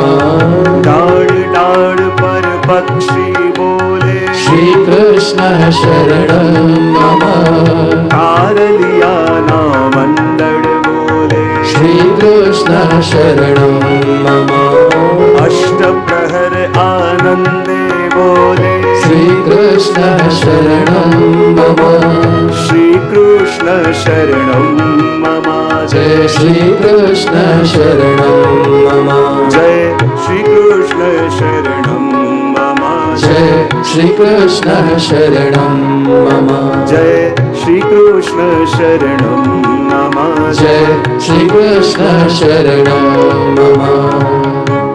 આપણી યાત્રા હવે પ્રેમ સરોવર ઉપર આવી છે. આ સ્થાન પર કેટલા લોકો ગયા છે? બહુ સુંદર. અને આ પ્રેમ સરોવર સ્થાનની એક લીલા પણ છે. જો તમે બધાએ ભાગવતજીનું શ્રવણ અનેક વાર કર્યું હશે અને આપણે બધા જાણીએ છીએ કે જ્યારે કંસને ખબર પડી કે મારો કાળ વ્રજમાં છે તો એમને મારવા માટે પૂતનાને મોકલી, અઘાસુર, બકાસુર બધાને મોકલ્યા અને બધાને ભગવાને મારી દીધા. હવે કંસ એટલો બળશાળી હતો તો એને મનમાં એક વાર વિચાર ન આવવો જોઈએ કે હું પોતે જઈને મારવા જાઉં? આવો જોઈએ કે ના આવવો જોઈએ? હા કે ના? તો પાડો. શેની હા પાડી? વિચાર આવવો જોઈએ. તો પછી એ વિચાર આવ્યો કેમ નહીં? પૂતનાને મોકલી, એને મારી દીધી, અઘાસુરને મોકલ્યા, એને મારી દીધા. હવે કંસ એટલો પોતે બળશાળી હતો તો એ પોતે વ્રજમાં કેમ ન ગયો? એ વિચાર આપણા મનમાં ઘણી વાર આવે તો કેવા એક વાર માટે જ કંસ વ્રજમાં આવ્યો હતો. બોલે ક્યારે? બોલે આ પ્રેમ સરોવર એ સ્થાન છે કે જ્યાં સ્વામિનીજી શ્રી રાધાજી પોતાના સખીઓ સાથે નિત્ય સ્નાન કરવા માટે પધારતા. હવે જ્યારે સ્વામીજી નિત્ય અહીંયા સ્નાન કરવા માટે પધારે અને સ્વામીજીના દર્શન જેણે કર્યા હતા એણે જઈને કંસની આગળ સ્વામીજીના સ્વરૂપના વખાણ કરતા કહ્યું કે સ્વામીજી જે રાધાજી બિરાજે છે બરસાના, એવું અદ્ભુત સ્વરૂપ છે કે એમના દર્શન કરીએ તો મગ્ન બની જવાય, જેના દર્શન કરીએ દેહનું ભાન પણ ન રહે. અને ત્યારે કંસના મનમાં પણ ઈચ્છા થઈ કે હું પણ શ્રી રાધાજીના દર્શન કરવા જાઉં. તો કહે એના દર્શન ક્યાં થાય? તો કહે કે રાધાજી એમના સખીઓ સાથે નિત્ય આ પ્રેમ સરોવરમાં સ્નાન કરવા માટે પધારે છે. બરસાનામાં જઈને દર્શન કરવા બહુ મુશ્કેલ છે, પણ પ્રેમ સરોવરમાં પોતાની સખીઓ સાથે નિત્ય સ્નાન કરવા માટે પધારે છે તો ત્યાં એમના દર્શન થઈ શકશે. અને જ્યારે કંસને આ ખબર પડી તો કંસે કહ્યું એવું કરીશું કે આપણે પ્રેમ સરોવરમાં ક્યાંક ઝાડીઓમાં સંતાઈને રાધાજીના દર્શન કરીશું. અને એમ વિચાર કરી અને ત્યાં પ્રેમ સરોવર જવા માટે નીકળ્યા. પણ એ દિવસે રાધાજી અને એમની જેટલી પણ સખીઓ અહીંયા આવી અને જ્યાં સખીઓ આવી અને રાધાજીએ કહ્યું કે મને આજે લાગે છે કે કોઈ અનઅધિકારી અહીંયા આવવાનું છે. સખીઓ કે ના, અહીંયા આપણા સિવાય કોઈ છે જ નહીં. રાધાજી કે ના, મને સંશય લાગે છે કે કોઈ અનધિકારી પણ આવવાનું છે, તો શું કરીએ? રાધાજીએ એક લાકડી લીધી અને લાકડી લઈ અને પ્રેમ સરોવરની આસપાસ એક રેખા બનાવી દીધી અને રેખા બનાવીને કહ્યું કે જે પણ વ્યક્તિ આ રેખાની અંદર પ્રવેશ કરશે એ જ ક્ષણે સ્ત્રી બની જશે. અને રાધાજી અને બધી સખીઓ પ્રેમ સરોવરમાં સ્નાન કરવા માટે ગઈ અને એ જ વખતે પેલો કંસ પણ ત્યાં આવ્યો અને પ્રેમ સરોવર તરફ જવા માટે અજાણતા એણે રાધાજીએ બનાવેલી રેખા ઓળંગી દીધી અને જ્યાં રેખા ઓળંગી અને સીધો સ્ત્રી બની ગયો. અને જ્યાં સ્ત્રી બની ગયો એ ગભરાઈ ગયો કે આ શું થઈ ગયું. અને ત્યાં જ રાધાજી અને એમની સખીઓ આવી અને એવા લાંબા ચોડા સ્વરૂપની સ્ત્રીને જોઈ ગોપીઓને લાગ્યું આ પાછી પૂતના ન આવી ગઈ હોય. અને બધા એવા ધક્કે ચડાયા એને પકડીને લઈ ગયા અને 6 મહિના સુધી ગોબરના ઉપલા આ કંસ દ્વારા તપાયા. અને બધા રાજા વિનાનું રાજ્ય થયું. બધા કે અમારા રાજા ગયા ક્યાં? પણ એમને શું ખબર કે બરસાનામાં જઈને આ ગોબરના ઉપલાઓ બનાવી રહ્યા છે. અને જ્યારે રાજા વિનાનું રાજ્ય થયું, ઉપદ્રવ થવા લાગ્યા, ત્યારે વૃષભાનજીને વિનંતી કરવામાં આવી કે આ રાધાજીને કહો કે આને પાછો મોકલે તો રાજ્ય ચાલે. અને ત્યારે સ્વામીજીએ કહ્યું કે કંસને જેવો હતો એવો હું કરી તો દઈશ, પણ મને ખબર છે કે આ મારા પ્રભુને પરિશ્રમ આપી શકે એમ છે, તો એને કહેજો કે આજે પણ તો જેવો હતો એવો રાજા બનાવી દઈશ, પણ આજ પછી ફરી જો વ્રજમાં પ્રવેશ કર્યો છે તો એક નહીં 7 જન્મ સુધી સ્ત્રી બનીને રહેવું પડશે. અને એ દિવસ અને બીજો દિવસ કંસે વ્રજમાં આવવાની હિંમત કરી, કારણ કે સ્વામીજી જાણે છે કે મારા પ્રભુને પરિશ્રમ આપી શકે એમ છે, માટે એવી વ્યવસ્થા પણ એમણે કરી દીધી કે આ વ્રજમાં ન આવે. અને આ પ્રેમ સરોવર એ સ્થાન છે કે જ્યાં પ્રભુની દિવ્ય લીલાનો અનુભવ થાય છે અને જ્યાં પ્રેમ મગ્ન થઈને જ્યાં સ્વામીજી પધારે ત્યાં પ્રભુ પોતાના નેત્ર પધરાવે. એટલે કહ્યું ને કે પ્રેમ સરોવર પ્રેમ કી ભરી રહત દિન રેન, જહાં લાડીલી પગ ધરત લાલ ધરત દોનૈન. આ પ્રેમ સરોવર પ્રેમથી એવું ભરેલું છે કે જ્યાં જ્યાં રાધાજી પોતાના ચરણ પધરાવે તો રાધાજીના ચરણોમાં પીડા ન થાય એટલા માટે પ્રભુ પોતાના નેત્રોની પાપણ ત્યાં પધરાવે છે અને આના ઉપર ચરણ ધરીને પધારો, એવું આ પ્રેમ સરોવર છે. અને આ પ્રેમ સરોવરની અંદર ઠાકોરજીએ ઝૂલા લીલા પણ કરી છે અને અનેક લીલાઓ આ સ્થાન ઉપર પણ થઈ છે. એ જ રીતે કહેવાય ને કે આ પ્રેમ સરોવરમાં કદમ વૃક્ષની નીચે જે બેઠકજી છે અને અહીંયા 1 માસ સુધી શ્રી ગોસાઈજી પ્રભુ ચરણે બિરાજીને શ્રી કૃષ્ણ પ્રેમામૃત જે ગ્રંથ છે એની ઉપર વ્યાખ્યા અને ટીકા આપે લખી કે જે મહાપ્રભુજી ચૈતન્ય મહાપ્રભુજીને એ ગ્રંથ પધરાવ્યો. ત્યાંથી નીકળેલી આપણી યાત્રા આગળ આવી છે સંકેત વનમાં. ક્યાં જઈ રહી છે? સંકેત વનમાં. અને બધા ભાવથી અને પ્રેમથી ગાઈ રહ્યા છે ને ચાલતા ચાલતા કહી રહ્યા છે શ્રી કૃષ્ણ શરણમ મમ જય શ્રી કૃષ્ણ શરણમ મમ શ્રી કૃષ્ણ શરણમ મમ જય શ્રી કૃષ્ણ શરણમ મમ શ્રી કૃષ્ણ શરણમ મમ જય શ્રી કૃષ્ણ શરણમ મમ શ્રી કૃષ્ણ શરણમ મમ જય શ્રી કૃષ્ણ શરણમ મમ જય શ્રી કૃષ્ણ શરણમ મમ જય શ્રી કૃષ્ણ શરણમ મમ જય શ્રી કૃષ્ણ શરણમ મમ જય શ્રી કૃષ્ણ શરણમ મમ આપણી યાત્રા આવી છે સંકેતવનમાં. ક્યાં આવી છે? સંકેતવન એટલે શું? જે સ્થાનમાં ઠાકોરજી અને વ્રજભક્તો જ્યારે વાત કરે અને બીજા કોઈને ખબર ન પડે કે ઠાકોરજી અને સ્વામીજી વિશે શું વાત થઈ ગઈ. ઠાકોરજી જ્યારે ગોપીજનોને કંઈ કહેવા માંગે અને ગોપીજનો પ્રભુને કંઈ કહેવા માંગે તો આ સ્થાનમાં સંકેતથી યાની કોડ વર્ડ્સથી પણ વાત થાય. હા? જો એટલે તો ઘણી વાર કહે ને કે આપણે ગોપી ગીત સાંભળીએ, યુગલ ગીત સાંભળીએ, ભ્રમર ગીત સાંભળીએ, વેણુ ગીત સાંભળીએ તો કહેવાય ને આ બધા ગીતો ગાયા કોણે છે? બોલે ગોપીઓએ. ગાયા કોના માટે છે? બોલે પ્રભુ માટે. અને જ્યારે પરમ પ્રેમ હોય ને ત્યાં કેટલાક સાંકેતિક શબ્દોનો ઉપયોગ થતો હોય કે જે બે જ જણ જાણી શકે, જે ગાય છે અને જેના માટે ગાય છે. તો કહેવાય ને જેટલા પણ ગીતો ગોપીઓ દ્વારા ગવાયા છે આ વિશ્વમાં એના મૂળ અર્થ બે જ જણ જાણે છે. એક ગોપીઓ જેણે ગાયા અને એક પ્રભુ જેના માટે ગાયા. આપણે તો ખાલી અંદાજ લગાવી શકીએ, આમ કીધું હશે ગોપીઓએ, કદાચ આમ કીધું હશે. કારણ કે જ્યાં સંકેત, જ્યાં પ્રેમ હોય ને ત્યાં સંકેતની ભાષા ચાલે. અને સંકેતથી જો ઘણીવાર પ્રભુએ આપણને કહ્યું અને વાણી પણ આપી અને નેત્ર પણ આપ્યા, અને વાણી પણ આપી અને નેત્ર પણ આપ્યા. અને પ્રભુએ શું કહ્યું કે જ્યારે આ જગત સાથે તારે વાતો કરવી હોય એના માટે હું તને વાણી આપું છું, અને જ્યાં તને પ્રીતિ હોય ત્યાં તારે વાત કરવી હોય એના માટે હું તને નેત્ર આપું છું. અને જ્યાં સ્નેહની વાત હોય ને એ નેત્ર દ્વારા કહેવાય, અને જ્યાં નેત્ર કામ ન આવે ત્યારે વાણીનો ઉપયોગ કરવાનું કહ્યું. આપણે ત્યાં હોરીના પદોમાં મળે છે ને કે ગુરુજન મેં બેઠે દો પ્રિયતમ નયનન ખેરત હોરી, નયનન ખેરત હોરી પરસ્પર સૈનન ખેરત હોરી. નયનોથી અને સંકેતથી ઠાકોરજી અને સ્વામીજી હોળી પણ રમી લે, કોઈને ખબર ન પડે. કે જ્યારે મોટો ઉત્સવ હતો, આખું ભવન લોકોથી, વજભક્તોથી ભરેલું છે. પહેલા કિનારે બેઠા છે ઠાકોરજી અને આ કિનારે બેઠા છે રાધાજી, અને બધા લોકો અંદર અંદર વાતો કરી રહ્યા છે, પણ રાધાજીની દ્રષ્ટિ પ્રભુ ઉપર અને પ્રભુની દ્રષ્ટિ રાધાજી ઉપર. અને રાધાજીએ પોતાના નેત્રો દ્વારા પ્રભુને કહ્યું કે પ્રભુ હોળીના દિવસો ચાલી રહ્યા છે, બધા લોકો બેઠા છે, પણ પ્રભુ મારે તો આ જ ઘડીએ આપની સાથે હોળી રમવી છે. પ્રભુએ નેત્રોથી કહ્યું કે બધા લોકો બેઠા છે, આટલી ભીડમાં કેવી રીતે હોળી રમીએ? રાધાજી કે આપ જાણો, મારે તો આપની સાથે અને હમણાં જ હોળી રમવી છે. નેત્રોથી વાતો કરતા હતા, કોઈ જાણી ન શક્યું. સામે લલિતાજી બેઠા હતા, એમને જોયું કે આ ઠાકોરજીની પાસે સ્વામીજીએ વિનંતી કરી છે કે મારે આપની સાથે હોળી રમવી છે, તો હું પણ જોઉં કે ઠાકોરજી રાધાજીનો મનોરથ કઈ રીતે પૂરો કરે છે. તો સ્વામીજીનો મનોરથ પૂરો કરવા માટે આજે ઠાકોરજી હોળી રમ્યા, પણ આટલા મોટા ભવનની અંદર આટલી ભીડમાં કોઈને ખબર ન પડી, કારણ કે હોળી રમ્યા તો કેવી રીતે? નેત્રો દ્વારા હોળી રમ્યા. બોલે કેવી રીતે? જ્યારે ઠાકોરજીની તરફ સ્વામીજી જોયું, લલિતાજી સમજી ગયા કે રાધાજી કહી રહ્યા છે પ્રભુ મારે હમણાં હોળી રમવી છે. ઠાકોરજી કે કઈ રીતે? બોલે આપ જાણો, મારે તો હમણાં હોળી રમવી છે. ને જ્યાં વિનંતી કરી અને લલિતાજીની દ્રષ્ટિ પડી ઠાકોરજીના નેત્રો ઉપર, અને રાત્રિ જાગરણના કારણે ઠાકોરજીના નેત્ર અરુણ અરુણ થયેલા હતા, લાલ થયેલા હતા. અને રાધાજીનો મનોરથ પૂરો કરવા માટે જ્યાં ઠાકોરજી ફરીને રાધાજીની ઓર દ્રષ્ટિ કરી, એ દ્રષ્ટિ રાધાજી ખમી ન શક્યા, પોતાનો ચહેરો ફેરવી લીધો.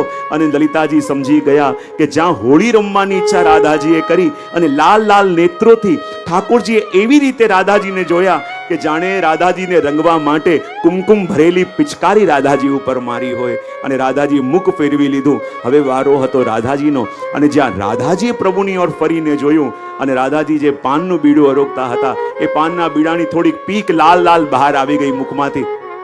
અને લલિતાજીને લાગ્યું કે જ્યાં કુમકુમ ભરેલી પિચકારી ઠાકોરજીએ રાધાજીને મારી અને એના ઉત્તરમાં આ કેસર ભરેલી પિચકારી રાધાજીએ પ્રભુને મારી. અને જ્યાં ફરીથી પ્રભુએ ફરીને રાધાજીની ઓર જોયું, રાધાજીએ દૃષ્ટિ ફેરવી અને જ્યાં મુખ સીધું કર્યું તો એ કેશની લટ આપના મુખ પર આવી ગઈ.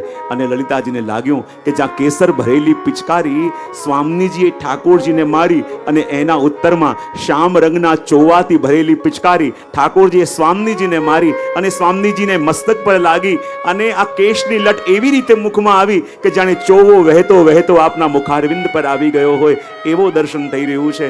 અને સંકેત દ્વારા ઠાકોરજી અને સ્વામીજી હોળી રમ્યા પણ કોઈ જાણી ન શક્યું. અને આ સંકેત વન છે કે જ્યાં પ્રભુ પોતાના પ્રેમની વાત સંકેતથી કહે અને ભક્તો પણ પોતાના મનની વાત સંકેતથી કહે. કે જ્યારે સંકેત વનમાં એક અટારી ઉપર સખી બેસીને પ્રભુની પ્રતીક્ષા કરતી હતી. નીચે ઘણા બધા લોકોની અવરજવર અને બરાબર સામેના ઝરોખા ઉપર પ્રભુ પધાર્યા. પ્રભુ પધાર્યા તો સખી તો બહુ પ્રસન્ન થઈ ગઈ કે હું પ્રભુની પ્રતીક્ષા કરતી હતી અને પ્રભુ પધાર્યા, પ્રસન્ન થઈ ગઈ. પણ જ્યાં પ્રભુ આવ્યા ને તો પ્રભુ એ સખી તરફ પીઠ કરીને બિરાજ્યા. કેવી રીતે બિરાજ્યા? પીઠ કરી. અને કોઈની તરફ પીઠ કરીને બિરાજવું એટલે નારાજ થવું કહેવાય. અને જ્યાં ઠાકોરજી પીઠ કરીને બિરાજ્યા તો સખીને થયું પ્રભુ મારાથી નારાજ છે કે શું? પૂજ્ય પિતૃચરણ પધારી રહ્યા છે, તેમનું સ્વાગત આપણે કરીશું. શ્રી વલ્લભ વિઠ્ઠલ ગિરિધારી यमुना जी की बलिहारी श्री वल्लभ विठ्ठल गिरधारी यमुना जी की बलिहारी श्री वल्लभ विठ्ठल गिरिधारी यमुना जी की बलिहारी श्री वल्लभ विठ्ठल गिरधारी यमुना जी की बलिहारी जय यमुना श्री गोवर्धननाथ महाप्रभु श्री विठ्ठलनाथ जय यमुना श्री गोवर्धननाथ महाप्रभु श्री विठ्ठलनाथ जय यमुना श्री गोवर्धननाथ महाप्रभु श्री विठ्ठलनाथ जय यमुना श्री गोवर्धननाथ महाप्रभु श्री विठ्ठलनाथ श्री वल्लभ विठ्ठल गिरिधारी यमुना जी की बलिहारी श्री वल्लभ विठ्ठल गिरधारी यमुना जी की बलिहारी श्री यमुना जी की बलिहारी महारानी जी की बलिहारी श्री यमुना जी की बलिहारी महारानी जी की बलिहारी श्री यमुना जी की बलिहारी महारानी जी की बलिहारी श्री यमुना जी की बलिहारी महारानी जी की बलिहारी श्री वल्लभ विठ्ठल गिरिधारी यमुना जी की बलिहारी श्री वल्लभ विठ्ठल गिरधारी यमुना जी की बलिहारी जय यमुना श्री गोवर्धननाथ महाप्रभु श्री विठ्ठलनाथ जय यमुना श्री गोवर्धननाथ महाप्रभु श्री विठ्ठलनाथ जय यमुना श्री गोवर्धननाथ महाप्रभु श्री विठ्ठलनाथ जय यमुना श्री गोवर्धननाथ महाप्रभु श्री विठ्ठलनाथ श्री वल्लभ विठ्ठल गिरिधारी श्री यमुना जी की बलिहारी श्री वल्लभ विठ्ठल गिरधारी यमुना जी की बलिहारी। તો સંકેત વનની લીલાનું પૂજ્ય પિતૃચરણ આપણા મધ્યમાં પધાર્યા છે. ચિરાયુષ્માન દ્વારકેશલાલજી, ચિરાયુષ્માન જયદેવલાલજી, ચિરાયુષ્માન વજરાજકુમારજી, ચિરાયુષ્માન પ્રથમેશ કુમારજી પણ આપણા મધ્યમાં છે. અને જેના પ્રેરણાથી, જેની સદા અનુકંપાથી આપણે બધા જ ભેગા મળી પ્રતિવર્ષ અહીંયા બેસીને લાભ લઈએ છીએ એવા પિતૃચરણની આજ્ઞા લઈને કથાને આગળ વધારું છું.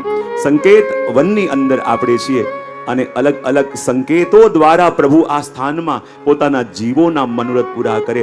અને એકવાર જ્યારે સામેની અટારી ઉપર એક સખી બેઠી બેઠી પ્રભુની પ્રતીક્ષા કરે છે, બરાબર સામેના ઝરોખા ઉપર પ્રભુ પધારે. સખીના મનમાં બહુ લાલસા છે કે પ્રભુ મને મળવા આવે, પ્રભુ મને મળવા આવે, પણ નીચે હજારો લોકોની ભીડ છે અને જ્યાં પ્રભુ સામે પધાર્યા તો પ્રભુ એની તરફ પીઠ કરીને બિરાજ્યા. અને કોઈની તરફ પીઠ કરીને બેસવું એટલે નારાજગી વ્યક્ત કરવી, અને પીઠ કરીને બિરાજ્યા તો સખીને લાગ્યું પ્રભુ મારાથી નારાજ કેમ છે, દુઃખી થઈ. પણ જ્યાં બરાબર ધ્યાનથી જોયું તો ખબર પડી કે પ્રભુ પીઠ કરીને બિરાજ્યા છે, પણ પ્રભુના હાથમાં એક દર્પણ છે અને એ દર્પણમાં પ્રભુ મને જોઈ રહ્યા છે. અને સખીને પણ યુક્તિ મળી ગઈ, એ પણ પ્રભુની તરફ પીઠ કરીને બિરાજી, હાથમાં દર્પણ લયું અને દર્પણ લઈ એ પ્રભુના દર્શન કરે, પ્રભુ એના દર્શન કરે. અને નીચે ઉભેલા ગામના લોકોને લાગ્યું, જુઓ તો ખરા આ બંને વચ્ચે કેટલો મોટો વાંધો પડ્યો છે કે એકબીજાનો ચહેરો જોવા તૈયાર નહીં. અને ત્યાં જ સખીએ હાથ જોડીને વિનંતી કરી, હાથ જોડીને પ્રણામ કર્યા અને સંકેતથી કહ્યું, પ્રભુ હું અને આ બંને ક્યારે મળીશું? અને પ્રભુએ બદલામાં 3 વાર ચપટી વગાડી અને સખી પ્રસન્ન થઈ ગઈ. તો કહે 3 વાર ચપટી વગાડી, એમાં પ્રસન્ન કેમ થઈ ગઈ? તો કહેવાય જે વાત 3 વાર કહેવાય ને એ સત્ય થઈ જાય. અને પ્રભુએ 3 વાર ચપટી વગાડીને કહ્યું કે તારો મનોરથ જરૂર પૂરો કરીશ, અને એ પ્રસન્ન થઈ ગઈ. તો આ સંકેત વનની અંદર બધા વ્રજભક્તો પણ સંકેત દ્વારા, કોઈ પણ યુક્તિ દ્વારા પોતાના મનની વાત પ્રભુને કરે, અને પ્રભુ પણ સંકેતિક શબ્દો દ્વારા પ્રભુને પોતાની વાત કરે છે. તો આ સંકેત વન કે જેની અંદર યુગલ સ્વરૂપનું મિલન પણ થયું અને ગુપ્ત રીતે પ્રભુના એક વિવાહ અહીંયા માજી કર્યા એવો ઉલ્લેખ પણ આપણને અહીંયા યુગલનો મળે છે. અને એ જ રીતે આ સંકેતવનની લીલાનું દર્શન કરી મહાપ્રભુજીના અહીંયા સંકેતવનના બેઠકજી છે કે જ્યાં 7 દિવસ શ્રીમદ ભાગવતજીનું પારાયણ આપે કર્યું. અને જેટલા ભાવિક વનવાસીઓ આવતા શ્રવણ કરવા, એમાં એક 16 વર્ષની કન્યા પણ શ્રવણ કરવા આવતી. અને છેલ્લા દિવસે કહ્યું કે પોતે સ્વયં સંકેતા દેવી આ સ્થાનના આધિપતિ છે. ઘણા સમયથી પ્રભુની લીલાનું શ્રવણ કરવાની ઈચ્છા હતી. શ્રી મહાપ્રભુજીના મુખથી પ્રભુની લીલાનું શ્રવણ કરી અતિ આનંદનો અનુભવ એમણે કર્યો. અને એ જ રીતે કહેવાય ગુસાઈજીના પણ બેઠકજી અહીંયા છે. અને શ્રી ગુસાઈજી પણ અનેકવિધ લીલા દ્વારા અને જીવોને કૃતાર્થ અહીંયા કર્યા. અને કેટલાક વૈષ્ણવોને અહીંયા સંકેત વનની લીલાના પ્રભુના વિવાહના દર્શન પણ વૈષ્ણવોને ગુપ્ત રીતે દ્રષ્ટિ આપીને આપે કરાવ્યા. એ દર્શન આપણે કર્યું. અને સંકેત વનથી નીકળેલી આપણી યાત્રા આગળ નંદગાંવ તરફ જઈ રહી છે. પણ માર્ગમાં પ્રથમ આવશે રીઠોરા, અને આપણે બધા ભાવથી અને પ્રેમથી ગાઈ રહ્યા છે અને કહી રહ્યા છે, શ્રી કૃષ્ણ શરણમ મમ જય, શ્રી કૃષ્ણ શરણમ મમ, શ્રી કૃષ્ણ શરણમ મમ જય શ્રી કૃષ્ણ શરણમ મમ, શ્રી કૃષ્ણ શરણમ મમ જય, શ્રી કૃષ્ણ શરણમ મમ, શ્રી કૃષ્ણ શરણમ મમ જય શ્રી કૃષ્ણ શરણમ મમ, ગોવર્ધનના શિખરો બોલે, શ્રી કૃષ્ણ શરણમ મમ, ગલી ગલી ગોવર્ધન બોલે, શ્રી કૃષ્ણ શરણમ મમ, કદંબ કે નાળો બોલે, શ્રી કૃષ્ણ શરણમ મમ, યમુના કેરી પાડો બોલે, શ્રી કૃષ્ણ શરણમ મમ મમ, શ્રી કૃષ્ણ શરણમ મમ જય, શ્રી કૃષ્ણ શરણમ મમ, શ્રી કૃષ્ણ શરણમ મમ જય શ્રી કૃષ્ણ શરણમ મમ, જય શ્રી કૃષ્ણ શરણમ મમ જય શ્રી કૃષ્ણ શરણમ મમ. જો આ વારે વારે તમને ભગવદ નામ કેમ લેવડાવું છું? કારણ કે વ્રજમાં રહેવાનું સામર્થ આપવા વાળું પણ આ ભગવદ નામ છે. વ્રજમાં ચાલવાનું સામર્થ આપવા વાળું પણ આ ભગવદ નામ છે. અને જે સ્થાનમાં આપણે જઈએ એ સ્થાનની લીલાનો અનુભવ કરાવવા વાળું સાધન પણ આ ભગવદ નામ છે. અને આ અષ્ટાક્ષરનું સ્મરણ કરતા કરતા આ ભગવદ નામ આ બીજ છે. બીજ હશે તો ફળ મળશે, બીજ છે તો ફળની સંભાવના આજે નહીં તો કાલે છે. માટે એ બીજ રૂપી અષ્ટાક્ષર મંત્ર એ આખા વ્રજલીલાના તાળા ખોલવાની ચાવી છે. અને એટલા માટે અષ્ટાક્ષરનું સ્મરણ કરતા કરતા એક સ્થાનમાં આપણે જઈએ છીએ કે જ્યાં જઈએ છે ત્યાં જે પામવા જેવું છે એ પામી શકીએ. અને જ્યારે નંદગાંવ તરફ આપણે જઈ રહ્યા છીએ અને માર્ગમાં સ્થાન આવ્યો રીઠોરા. અને વૃષભાનજીના નાના ભાઈ જેનું નામ છે ચંદ્રભાનુગોપ, એમનું આ ગામ. અને આ પ્રાગટ્ય સ્થાન કોનું છે? બોલે ચંદ્રાવલીજીનું. કોનું સ્થાન છે? ચંદ્રાવલીજીનું પ્રાગટ્ય સ્થાન છે. બેઠકજીની પાસે તમે જુઓ કે ચંદ્રાવલીજીનું સરોવર છે, કુંડ છે, અને એ જ કુંડમાંથી ચંદ્રાવલીજીના સ્વરૂપનું પ્રાગટ્ય અહીં થયું હતું. અને ચંદ્રાવલીજી પાસે ઠાકોરજીએ દાન માંગ્યું હતું. અને આ ચંદ્રાવલીજીનું જ પ્રાગટ્ય આપણે ત્યાં શ્રી ગુસાઈજી પ્રભુચરણને માનવામાં આવે છે. માટે રીઠોરામાં તમે જાઓ તો શ્રી ગુસાઈજી અને ચંદ્રાવલીજી બંનેના બેઠક પાસે પાસે, અને ત્યાં શ્રી ગુસાઈજીના પણ શૃંગાર થાય છે. ત્યાં ચંદ્રાવલીજીના ભાવરૂપ અને ચંદ્રાવલીજીના ભાવ સ્વરૂપે શ્રી ગુસાઈજી પ્રભુચરણ ત્યાં બિરાજે છે. અને અહીંયા કહેવાય ને કે ભાગવતજીનું પારાયણ પણ આપે 3 દિવસ અહીંયા કર્યું હતું શ્રી ગુસાઈજીએ. અને શૃંગારસ મંડન ગ્રંથની ઉપર જે દાન લીલા એનું દ્વિતીય પ્રકરણ જે છે એનું આલેખન પણ શ્રી ગુસાઈજીએ આ જ સ્થાન પર કર્યું હતું. અને શ્રી ગુસાઈજીએ વિજ્ઞપ્તિ જે લખી એની અંદર પોતાના ચંદ્રાવલીજી રૂપ સ્વરૂપનું દર્શન પણ કરાવે છે. જુઓ, જ્યારે ગોપાલદાસજી શ્રી ગુસાઈજીના સ્વરૂપનું વર્ણન કરે તો શું કહે છે? વંદુ શ્રી વિઠ્ઠલ વર સુંદર નવ ઘનશ્યામ તમાલ. જ્યારે ગોપાલદાસજી વર્ણન કરે છે તો શ્યામ તમાલ રૂપે દર્શન એમને થાય છે. પણ જ્યારે રઘુનાથજી દર્શન કરે છે ગૌરવમ ભોજ વક્ત્રમ, ગૌર સ્વરૂપના દર્શન કરે છે. તો આપણને લાગે ગોપાલદાસજી જ્યારે વર્ણન કરે શ્યામ સ્વરૂપના, રઘુનાથજીએ દર્શન કર્યા તો ગૌર સ્વરૂપના. આવું કેમ? તો કહેવાય ને, જ્યાં શ્યામ સ્વરૂપના દર્શન થયા એ કૃષ્ણ રૂપે, અને જે ગૌર સ્વરૂપના દર્શન થયા એ આપનું ચંદ્રાવલીજી રૂપ સ્વરૂપ, અને ચંદ્રાવલી રૂપ સ્વરૂપ આપનું ગૌર સ્વરૂપ છે. અને એ સ્વરૂપે આપે અહીંયા દર્શન આપ્યા. અને શ્યામ સ્વરૂપ અને ગૌર સ્વરૂપ એટલા માટે પણ જ્યારે કોઈ વાદળ જલથી ભરીને વરસવા માટે આવે ત્યારે કેવું લાગે? શ્યામ. પણ જ્યારે મૂષળધાર વરસીને પાછો જવાનો હોય તો કેવો લાગે? ગૌર. ગોપાલદાસજીએ કયા સ્વરૂપના દર્શન કર્યા? જે એમની ઉપર વરસવા માટે આવેલા છે. અને રઘુનાથજી કયા દર્શન કર્યા? જે એમની ઉપર વરસી ચૂક્યા છે. જ્યારે પૂછ્યું હતું ને કે એ ઘટા કહાં બરસેગી, ત્યારે એ ઘટા શ્રી રઘુનાથજી ઉપર વરસવાની હતી. માટે ગૌર સ્વરૂપના દર્શન એમણે કર્યા.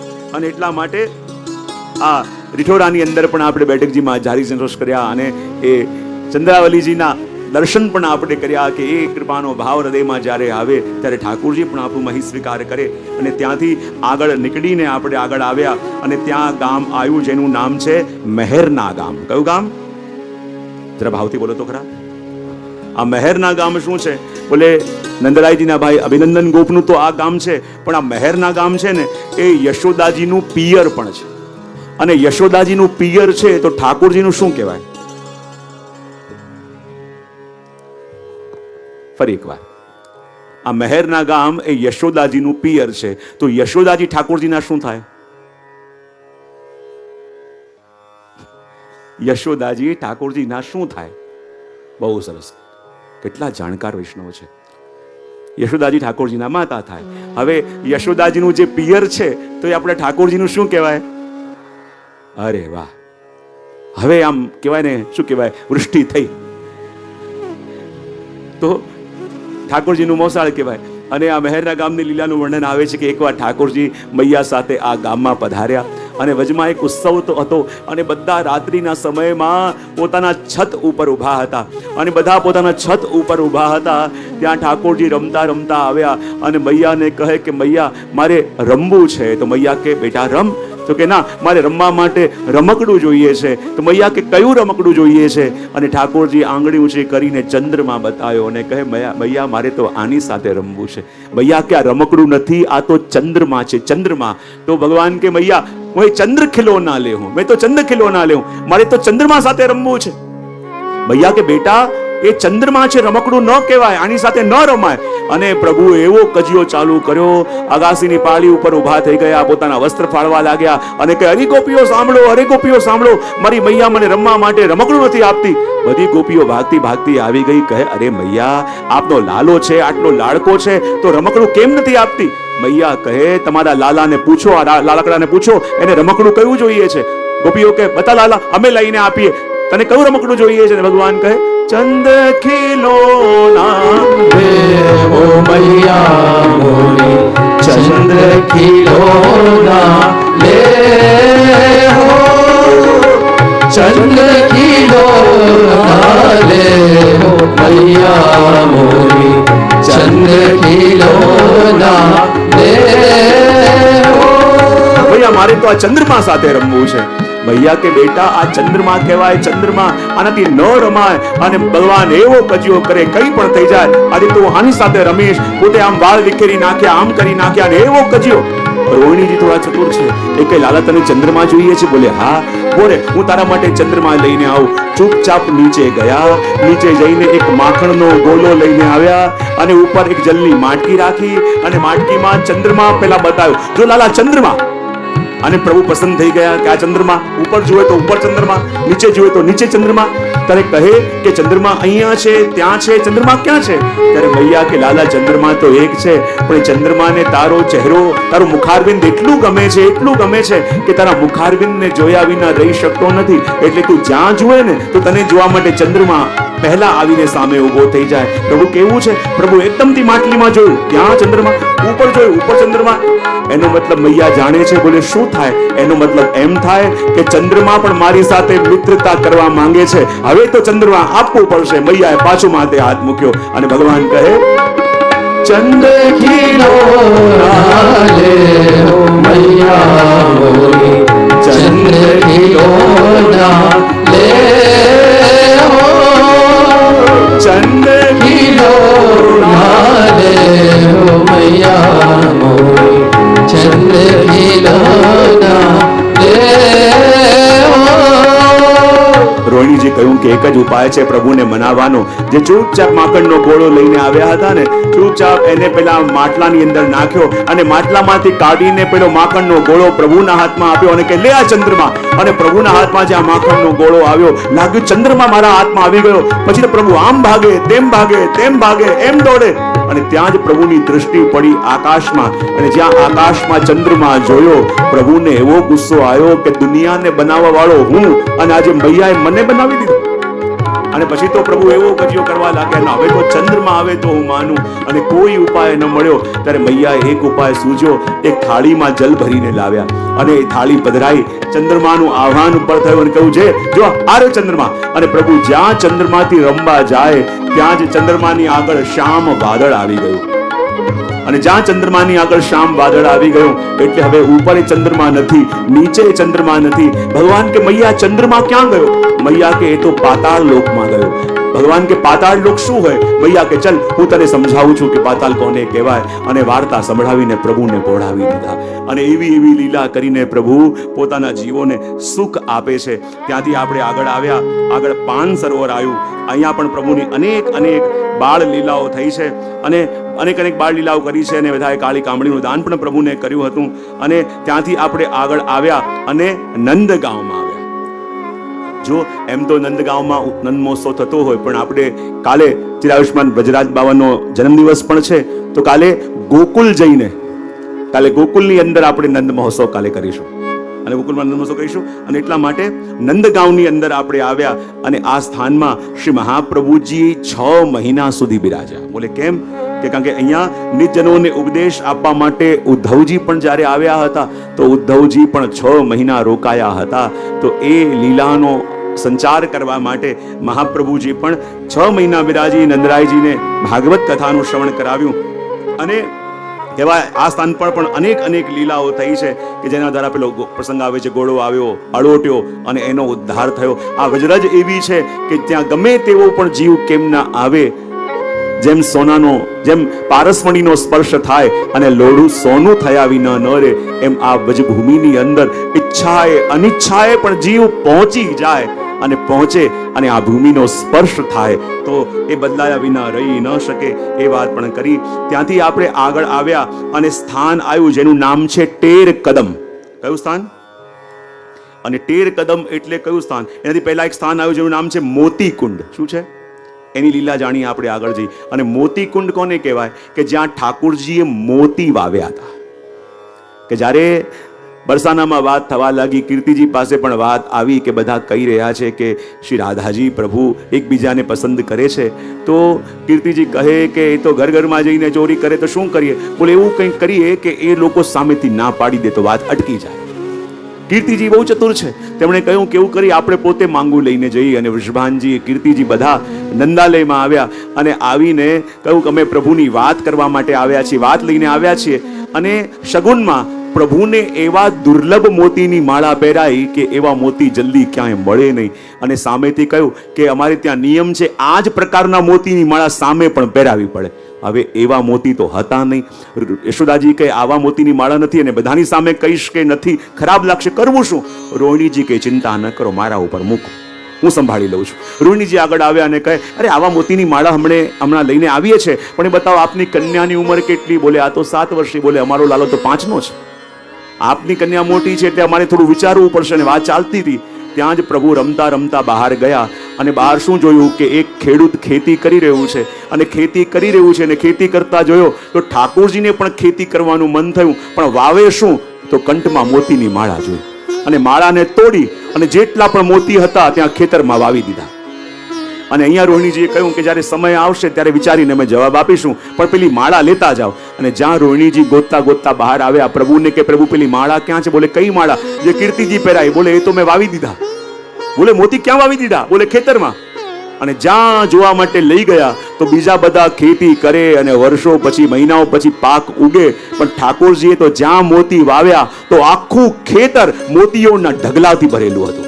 અને આખું ખેતર મોતીઓના ઢગલાથી ભરેલું હતું. અને રોહિણીજીને લાગ્યું કે જ્યાં એક માળા નથી અને હું ના પાડીને આવી છું, અને આ તો મોતીઓથી ખેતર ભરેલા છે, તો પાછી હા કેવી રીતે પાડવી? ત્યાં ભાગતા ભાગતા પાછા રોહિણીજી ગયા અને કીર્તિજીને કહે કીર્તિજી મારી મજાક આપને કેવી લાગી? અમારા વજમાં તો જો થોડુંક મજાક અમે કરીએ, પણ અમારા વજમાં અમે કોઈને નિરાશ મોકલતા નથી. તો તમે તો એક મોતીની માળા મોકલી, પણ અમારો હવે વારો આવે છે તેવું કરજો, બરસાના જઈને થોડા ગાળા મોકલજો, અને ગાળા ભરીને અમે મોતી મોકલીશું.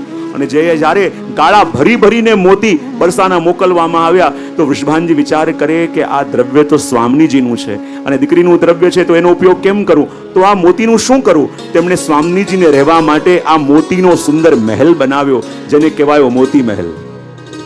આનંદનો વિષય છે. આપણા મધ્યમાં ભાગવત વિદ્યાપીઠથી શ્રી ભાગવત ઋષિજી પણ આવ્યા છે, એમનું આપણે સ્વાગત કરીએ. તાળીઓથી સ્વાગત આપણે કરીશું.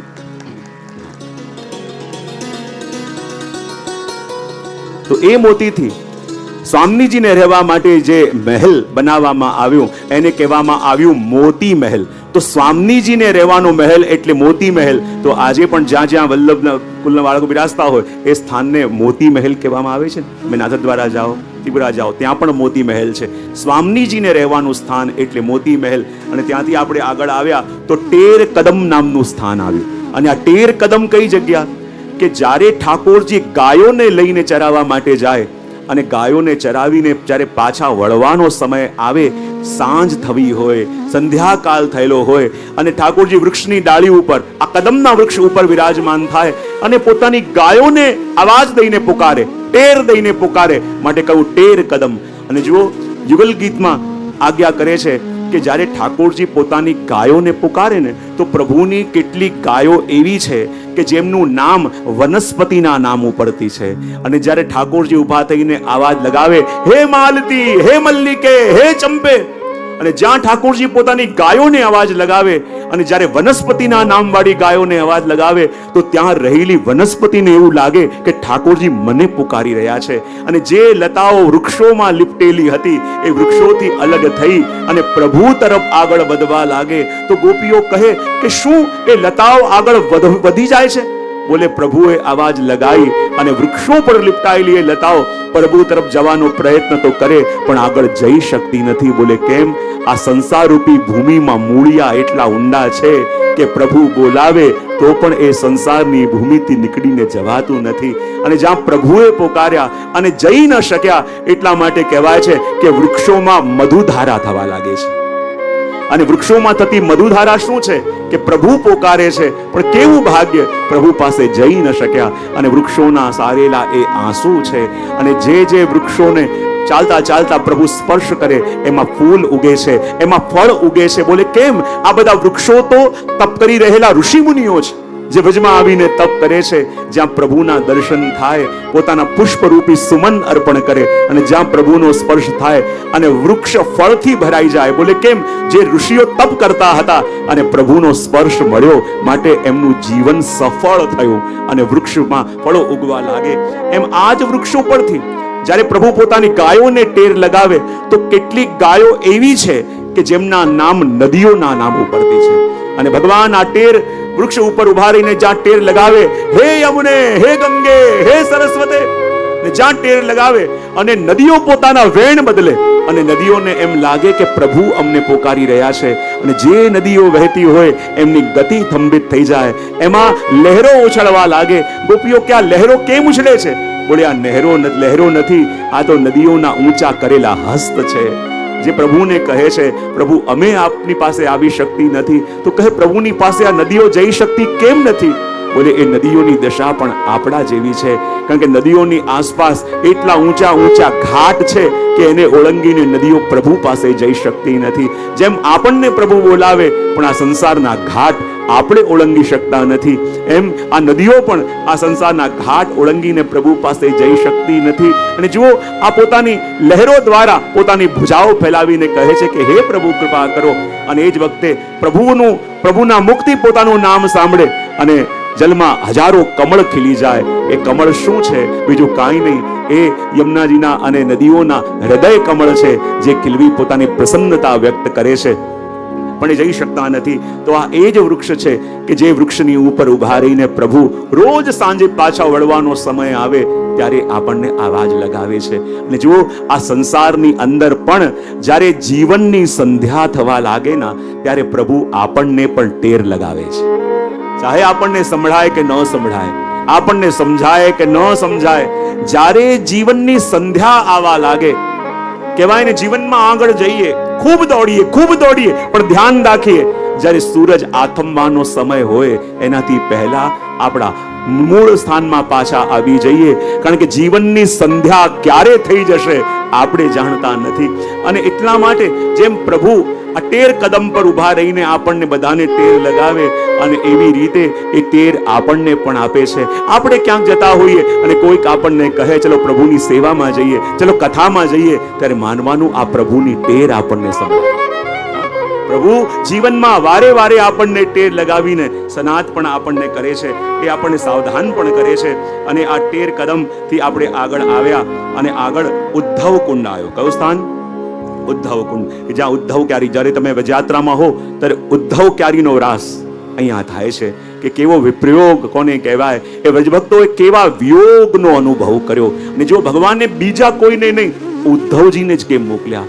જ્યારે પ્રભુએ કોઈને દૂત બનાવતા ને, તો પ્રભુએ વિચાર કર્યો કે મારે કોઈ એવો કઠોર વ્યક્તિ જોઈશે કે જ્યારે હું મારા વિયોગની વાત કરું તો એ સાંભળીને ક્યાંક મૂર્છિત ન થઈ જાય, સાંભળીને ક્યાંક એના પ્રાણ છૂટી ન જાય, મારા વિયોગની વાત સાંભળીને પણ જે સ્વસ્થ રહે. અને એવો કઠોર વ્યક્તિ જોઈએ છે કે જ્યારે વ્રજમાં જાય અને ગોપીઓની વેદના સાંભળીને પણ એના પ્રાણ નીકળી ન જાય, એ પાછો મારી પાસે આવીને મને એમના સંદેશને આપી શકે, એવો કઠોર હૃદય મને વ્યક્તિ જોઈએ છે. અને એવા એમને ઉદ્ધવજી મળ્યા. અને જ્યારે ઉદ્ધવજીને વજમાં મોકલ્યા તો અમારા વજના સંતો કહે, ઊંધો વજમે જાય સીધો ભયો. આ ઊંધો હતો, વજમાં જઈ સીધો.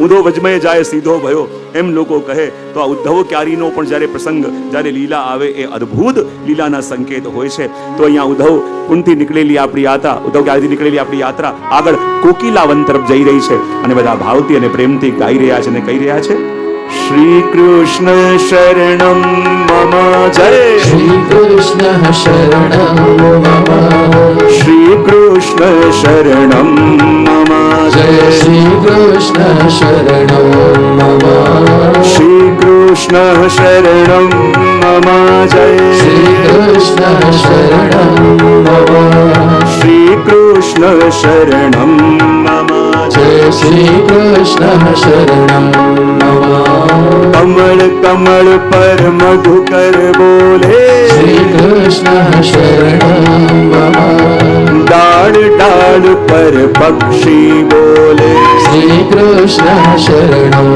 મમ, શ્રી કૃષ્ણ શરણમ મમ જય, શ્રી કૃષ્ણ શરણમ મમ, શ્રી કૃષ્ણ શરણમ મમ જય શ્રી કૃષ્ણ શરણમ મમ, જય શ્રી કૃષ્ણ શરણમ મમ જય શ્રી કૃષ્ણ શરણમ મમ, શ્રી કૃષ્ણ શરણમ મમ. જય શ્રી કૃષ્ણ શરણમ મમ. આપણી યાત્રા આવી છે કોકિલાવનમાં. ક્યાં આવી છે? કોકિલાવન. કોકિલા એટલે શું? બોલે કોયલ. અને આ કોકિલાવન કેવી જગ્યા? જ્યાં પહેલા પ્રભુ પોતાના નિજજનોને બોલાવતા તો વેણુનાદ કરીને બોલાવતા, અને વેણુનાદ કરીને ગોપીઓના નામ પુકારે તો બધાને ખબર પડી ગઈ કે વેણુનાદ કરીને પ્રભુ રાધા રાધા પુકારે છે. બીજો ઉપાય કર્યો સંકેતવનમાં. સંકેત દ્વારા પોતાના ગોપીજનોને પોતાનો સંદેશ પ્રભુ મોકલે. એ પણ જ્યારે ખબર પડી તો ત્રીજો ઉપાય પ્રભુએ શું કર્યો કે જ્યારે ઋતુ બદલાય અને સુંદર કોયલ ગાતી હોય તો કોયલના સ્વરમાં સ્વર મેળવી જેવી રીતે એક કોકિલા ગાતી હોય એવી રીતે પ્રભુ વેણુ વગાડે. અને એવી રીતે જ્યારે વેણુ વગાડે તો આ પ્રભુના ગોપીજનો સિવાય કોઈને ખબર ન પડે. બધાને એમ લાગે કે આ કોકિલા ગાઈ રહી છે, પણ કોકિલાના કોયલના સ્વરમાં સ્વર મેળવી જેવી રીતે કોયલ બોલે એવી રીતે ભગવાન વેણુ આ સ્થાનમાં વધારે, માટે આ સ્થાનનું નામ કોકિલાવન પડ્યું. અને કહેવાય ને આ કોકિલાવન એ સ્થાન છે કે જ્યાં ઠાકોરજી સ્વામીજી બંને પધાર્યા અને મહાપ્રભુજીના બેઠકજી અહીંયા છે. અને કહેવાય મહાપ્રભુજીએ શ્રીમદ ભાગવતજીનું પારાયણ અહીંયા કર્યું. અને ત્યારે ચતુરા નાગા જેનું દર્શન આપણે કર્યું હતું ટોળકા ઘનામાં, એ એમના 1000 શિષ્યોને લઈને શ્રી મહાપ્રભુજીને દંડવત કરવા માટે આવ્યા અને કહ્યું કે અમને બહુ ભૂખ લાગી છે, જો અહીંયા કે ખીરનો મહાપ્રસાદ મળે તો બહુ આનંદ અમને થાય. અને ત્યારે મહાપ્રભુજીએ કૃષ્ણદાસ મેઘનને કહ્યું કે જાઓ 5 શેર દૂધ ક્યાંકથી લઈ આવો. અને 5 શેર દૂધ લઈને આવ્યા અને વસુદેવદાસ છકડાને કહ્યું કે આપ અહીંયા ખીર સિદ્ધ કરો. અને કહેવાય 5 શેરથી શું થશે? 1000 શિષ્યો છે, પણ 5 શેર દૂધમાંથી ખીર વસુદેવદાસ છકડાએ કરી. અને જ્યારે મહાપ્રભુજીએ પોતાની દ્રષ્ટિ એમાં કરી તો એ પાત્ર અક્ષય પાત્ર બની ગયું. અને પાત્ર અક્ષય પાત્ર બની ગયું. અને 5 શેર દૂધમાંથી જે ખીર બની હતી 1000 શિષ્યોએ ગ્રહણ કરી. એ લોકો ધરાયા પણ ખીર ન ખૂટી.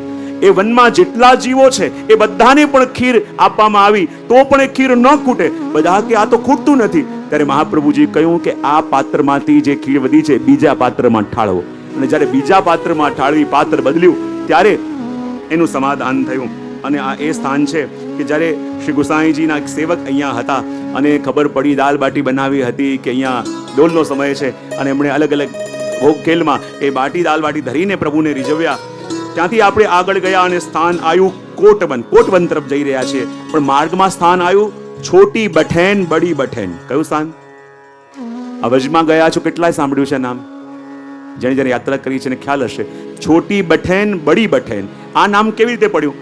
એકવાર ઠાકોરજી અને દાઉજી એમના પરિકર સાથે રમતા હતા અને કોઈક વાતને લઈને ઠાકોરજી અને દાઉજી વચ્ચે થોડો ઝઘડો થયો. અને થોડો ઝઘડો થયો તો ઠાકોરજી કે હું મારા સખાઓને લઈને ત્યાં બેસું છું, દાઉજી કે મારા સખાને લઈને ત્યાં બેસું છું. તો દાઉજી મોટા છે, એ જ્યાં બેઠા એને બડી બઠેન કહ્યું, અને જ્યાં ઠાકોરજી બિરાજ્યા નાના છે એટલે એને છોટી બઠેન.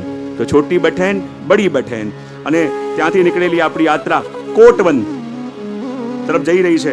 અને કોટવન તરફ જઈ રહી છે એનાથી પહેલા માર્ગમાં એક સ્થાન આવ્યું જેનું નામ છે ચરણ પહાડી. કયું સ્થાન છે? ચરણ પહાડી. અને અહીંયા સુધી કહેવાય છે કે ચરણ પહાડી એ સ્થાન છે જેવી રીતે ઠાકોરજીએ શ્રી ગિરિરાજજીને પોતાની વામ કનિષ્ઠિકા પર ઉચક્યા હતા એ જ રીતે એક સમયે ગોપ વેશ ધરીને ઠાકોરજી આ ચરણ પહાડીને પણ પોતાના હાથી ઉચકી હતી. અને કહેવાય આ એ પહાડી છે જેના ઉપર ઠાકોરજીના, દાઉજીના અને સ્વામીજીના ચરણ ચિહ્ન છે. અને જ્યાં ઠાકોરજીના, રાધાજીના ચરણ હોય અને એ ચરણરજ આપણને મળે એનાથી વધારે જીવનું કલ્યાણ શેમાં હોઈ શકે? જે ચરણારવિંદની અંદર બધા ચિહ્નો વિરાજમાન હોય એ પ્રભુ અને શામાજુ બંનેના ચરણ અહીંયા વિરાજે છે. અને બંનેની ચરણરજ મળે અહીંયા હસ્ત ફેરી અને એ ચરણ જ આપણા મસ્તક પર આવે તો પ્રાપ્ત થાય. આપણા અમારા નોર્થમાં બધા ભક્તો કહેતા હોય ને કે આ પ્રભુની ચરણ રજ મળે, સ્વામીજીની ચરણ રજ મળે, વિનંતી કરીને કહેતા હોય ને, રાધે તેરે ચરણોं की, श्यामा तेरे चरणों की, यदि धूल जो मिल जाए, राधे तेरे चरणों की, श्यामा तेरे चरणों की, यदि धूल जो मिल जाए, सच कहता हूँ मेरी, सच कहता हूँ मेरी, तकदीर बदल जाए। राधे सभी गाइए। चरणों की श्यामा तेरे चरणों की, सुनते हैं तेरी रहमत, दिन रात बरसती है, सुनते हैं तेरी रहमत, दिन रात बरसती है। एक बूंद जो मिल जाए, एक बूंद जो मिल जाए, दिल की कली खिल जाए। राधे तेरे चरणों की श्यामा तेरे चरणों की, मझधार में है नैया, प्रभु पार लगा देना। मझधार में है नैया, प्रभु पार लगा देना। लहरों में जो घिर जाए, लहरों में जो घिर जाए, मुश्किल है संभल पाए। राधे तेरे चरणों की श्यामा तेरे चरणों की, यदि धूल जो मिल जाए, सच कहता हूँ मेरी, सच कहता हूँ मेरी, तकदीर बदल जाए। राधे तेरे चरणों की। चाहे तो कोई पण सजा दो, बड़ा एक सजा ना देता। बोले कई तो वर्णन करता कहे, नजरों से गिराना ना, चाहे लाख सजा देना। नजरों से गिराना, चाहे लाख सजा देना। नजरों से जो गिर जाए, नजरों से जो गिर जाए, मुश्किल है संभल पाए। राधे तेरे चरणों की श्यामा जीवन में एक જ इच्छा છે હે રાધે। राधे मेरे जीवन में बस एक तमन्ना है। राधे सभी गाइए। तेरे जीवन में बस एक तमन्ना है। राधे मेरे जीवन में बस एक तमन्ना है। राधे मेरे जीवन में बस एक तमन्ना है। तुम सामने हो मेरे, तुम सामने हो मेरे, मेरा दम ही निकल जाए। राधे तेरे चरणों की श्यामा तेरे चरणों की। यदि धूल जो मिल जाए, सच कहता हूँ मेरी, सच कहता हूँ मेरी, तकदीर बदल जाए, राधे तेरे चरणों की, श्यामा तेरे चरणों की, राधे तेरे चरणों की, श्यामा तेरे चरणों की। અને એ ચરણ પહાડીમાં જ્યાં પ્રભુના સ્વામીજીના ચરણારવિંદનો અનુભવ એ ચરણની રજ બને, અને જે ચરણોમાં, જે રાધાજીના ચરણોમાં પ્રભુ પણ નતમસ્તક થઈ જાય. જ્યારે આપણે વૈષ્ણવ મસ્તક પર ધારણ કરીએ એ તિલક શું છે? બોલે ઠાકોરજીના ચરણારવિંદના ચિહ્ન. પણ જે ઠાકોરજી પોતાના મસ્તક પર ધારણ કરે છે એ શું છે? બોલે રાધાજીના ચરણારવિંદના ચિહ્ન. સ્મર કલર ખંડનમ મમ શિરશી મંડનમ દેહી પદ પલ્લવ મુદારમ. જેમ જયદેવજી કહે ને કે ઠાકોરજી કહે કે મને એમ નખશિક શૃંગાર કરવામાં કેમ ન આવે, પણ જે ચરણ રાધાજીના જેમાં અળતો લાગેલો હોય અને એ ચરણ જ્યારે મારા મસ્તક ઉપર આવે અને જ્યારે રાધાજીના ચરણોની છાપ મારા મસ્તક ઉપર અંકિત થાય ત્યારે મારા શૃંગાર પૂર્ણ થાય છે. ઠાકોરજી કહે એમને મારી અવસ્થા તો પેલા કાગળ જેવી છે, પણ જ્યારે એમાં રાધાજીના ચરણ લાગે ત્યારે માનવાનું કે ગવર્મેન્ટનો સિક્કો લાગ્યો, અને જ્યારે ગવર્મેન્ટનો સિક્કો લાગે ત્યારે એ કાગળ અનમોલ થઈ જાય છે. એમ જ્યારે રાધાજીના ચરણ મારા મસ્તક ઉપર આવે ત્યારે હું પણ પુષ્ટ થાઉં છું, અને એ ચરણારવિંદનો અનુભવ, એ ચરણ જ્યારે આપણને મળે ત્યારે આ જીવન પણ ધન્ય થાય છે. ત્યાંથી આગળ રાસોલી ગામ છે. લાસોલીની અંદર શ્રી ગોકુલનાથજીના બેઠકજી પણ છે, જ્યાં ભ્રમર ગીતનું ઉપર આપે સુબોધિનીજીનું 3 પ્રહર સુધી વ્યાખ્યાન પોતાના નિજજનોને સંભળાવી એમને ધન્ય કર્યા હતા. ત્યાંથી આગળ ગયા કામર ગામ આવ્યું. કયું ગામ? કામર.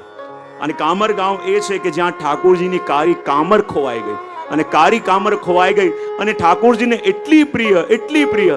અને જ્યારે કામર ખોવાઈ પ્રભુ એટલા વ્યાકુલ થયા, મારી કામર ક્યાં ગઈ, કામર ક્યાં ગઈ? મૈયાની પાસે આવીને પૂછે, મૈયા મારી મેરી કામર કોણ લઈ? મૈયા મારી કામર કોણે લઈ લીધી? ક્યાં કોણે પાસે ગઈ? બધી સખીઓ કહે કે આજ મોકો છે, પ્રભુ બેચેન છે. તો પ્રભુને એક છે એક કડીને વાન કરી લે. मैया मेरी कामर कौन लई, मैया मेरी कामर कौन लई, गाय चरावन जात वृंदावन, गाय चरावन जात वृंदावन, खीरक में खोया गई, मैया मेरी कामर कौन लई. મૈયા મેરી કામર કોણ લઈ? મૈયા મારી કામરી કોણે લઈ લીધી છે? ત્યાં બધી ગોપી આવીને અલગ અલગ વાત કરે. બોલે છેલ્લે કામર ક્યાં હતી? પ્રભુ કહે ગાય ચરાવત જાત વૃંદાવન, ખીરક મેં ભાગ ગઈ. અને ખબર નહીં ગાય ચરાવવા વૃંદાવન જતો હતો ને ખીરકમાંથી મારી કામર કોણે લઈ લીધી, ક્યાં ગઈ મને ખબર જ ના પડી. બધી ગોપીઓ ત્યાં ઊભી હતી અને મંદ મંદ હસતી હતી. પ્રભુએ એમને પૂછ્યું કે તમને ખબર છે કામર ક્યાં ગઈ? અને એક ગોપી તો પ્રભુને પીવડાવે છે. પ્રભુના મુખ ઉપર બધા જ રસો એક સાથે પ્રગટે છે. હમણાં કામર ખોઈ ગઈ છે તો કરુણ રસ પ્રભુના મુખમાં પ્રગટેલો છે. અને જો ગોપી કહે છે કે જો એક કહે કાન તેરી કામર સુરભી ખાઈ ગઈ. અરે કનૈયા, હમણાં સુરભી ગાય આવીને એને મેં કામર ખાતા જોઈ છે. ભગવાનને જાણે છે કે સુરભી ગાય ક્યારેક કામર ખાતી નથી, અને આ ગોપી કહી રહી છે. અને માનો અદ્ભુત રસ પ્રભુના મુખમાં જાગી રહ્યો છે કે કામર ગાય ક્યાંથી ખાય. ત્યાં બીજી ગોપી આવીને કે ના, આ ગોપી જુઠ્ઠું બોલે છે, મેં તારી કામર જોઈ. બોલે ક્યાં? એક કહે તેરી કામર યમુના મેં જાત બહી, તારી કામર તો યમુનાજીમાં વહી ગઈ છે. પ્રભુ કહે કે યમુનાજીમાં ક્યાંથી વહી ગઈ?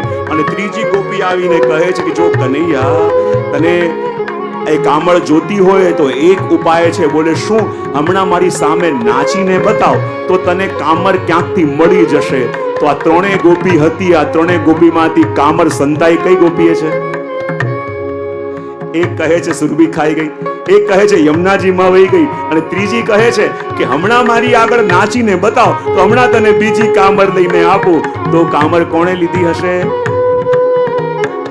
એક કહે નાચો મેરે આંગન અભી લાય દઉં, એક કહે કે મારા આંગણમાં નાચીને બતાવો તો હમણાં કામર લાવીને આપું. અને કામર એને લીધી. સુરદાસ જસુમતી કે આંગન અસવન ધાર બહી, મૈયા મેરી કામર કોણ લઈ. એ આ કામર ગામની લીલા છે. ત્યાંથી આગળ આપણે ગયા, દુર્વાસા મુનિનું આશ્રમ આવ્યું, અને એનાથી આગળ આપણે આવ્યા તો કોટવન આવ્યું સ્થાન. કોટવન. અને આ કોટવન કયું સ્થાન છે કે જ્યાં એકવાર મૈયાએ આવીને પ્રભુને કહ્યું. અને પ્રભુને શું કહ્યું? મૈયા કહે કે મેં તારી રાસલીલા વિશે બહુ સાંભળ્યું છે કે તું બહુ સુંદર નૃત્ય કરે છે, તો મારે પણ તારી રાસલીલાના દર્શન કરવા છે. હવે મૈયાએ પ્રભુને કહ્યું કે રાસલીલાના દર્શન કરવા છે, તો પ્રભુને સંકોચ થવા લાગ્યો કે મૈયાની આગળ હું ગોપીજનો સાથે કેવી રીતે નૃત્ય કરું, અને મૈયાની વાત ટાળી ન શકાય. મૈયાની વાત ટાળી ન શકાય તો આ રાસલીલાના દર્શન મૈયાને કેવી રીતે કરાવું? તો પ્રભુએ એક યુક્તિ કરી. પ્રભુએ એવો સંકલ્પ કર્યો કે ત્યાં કોટી કોટી ચોતરાઓ પ્રગટ થયા, અને કોટી કોટી ચોતરાઓ ઉપર પ્રભુએ જેટલી પણ લીલાઓ કરી છે ને એ બધી લીલા એક એક ચોતરા ઉપર પ્રભુ કરી રહ્યા છે. એવા દર્શન યશોદાજીને થયા. અને એમાંની એક લીલા આ રાસલીલા પણ છે. અને જ્યાં અનંત લીલાઓ છે ને, તો એક જ રાસલીલા ઉપર યશોદાજીની દ્રષ્ટિ સ્થિર ન થાય, એટલા માટે બધી લીલા આ કોટવન માં આપે પ્રગટ કરી દીધી. અને એ લીલાની અંદર બધી લીલાના દર્શન શ્રી યશોદાજીને કરાવ્યા, અને એ વાત પણ ત્યાં રહી ગઈ. એ વાત આની અંદર કર્યું.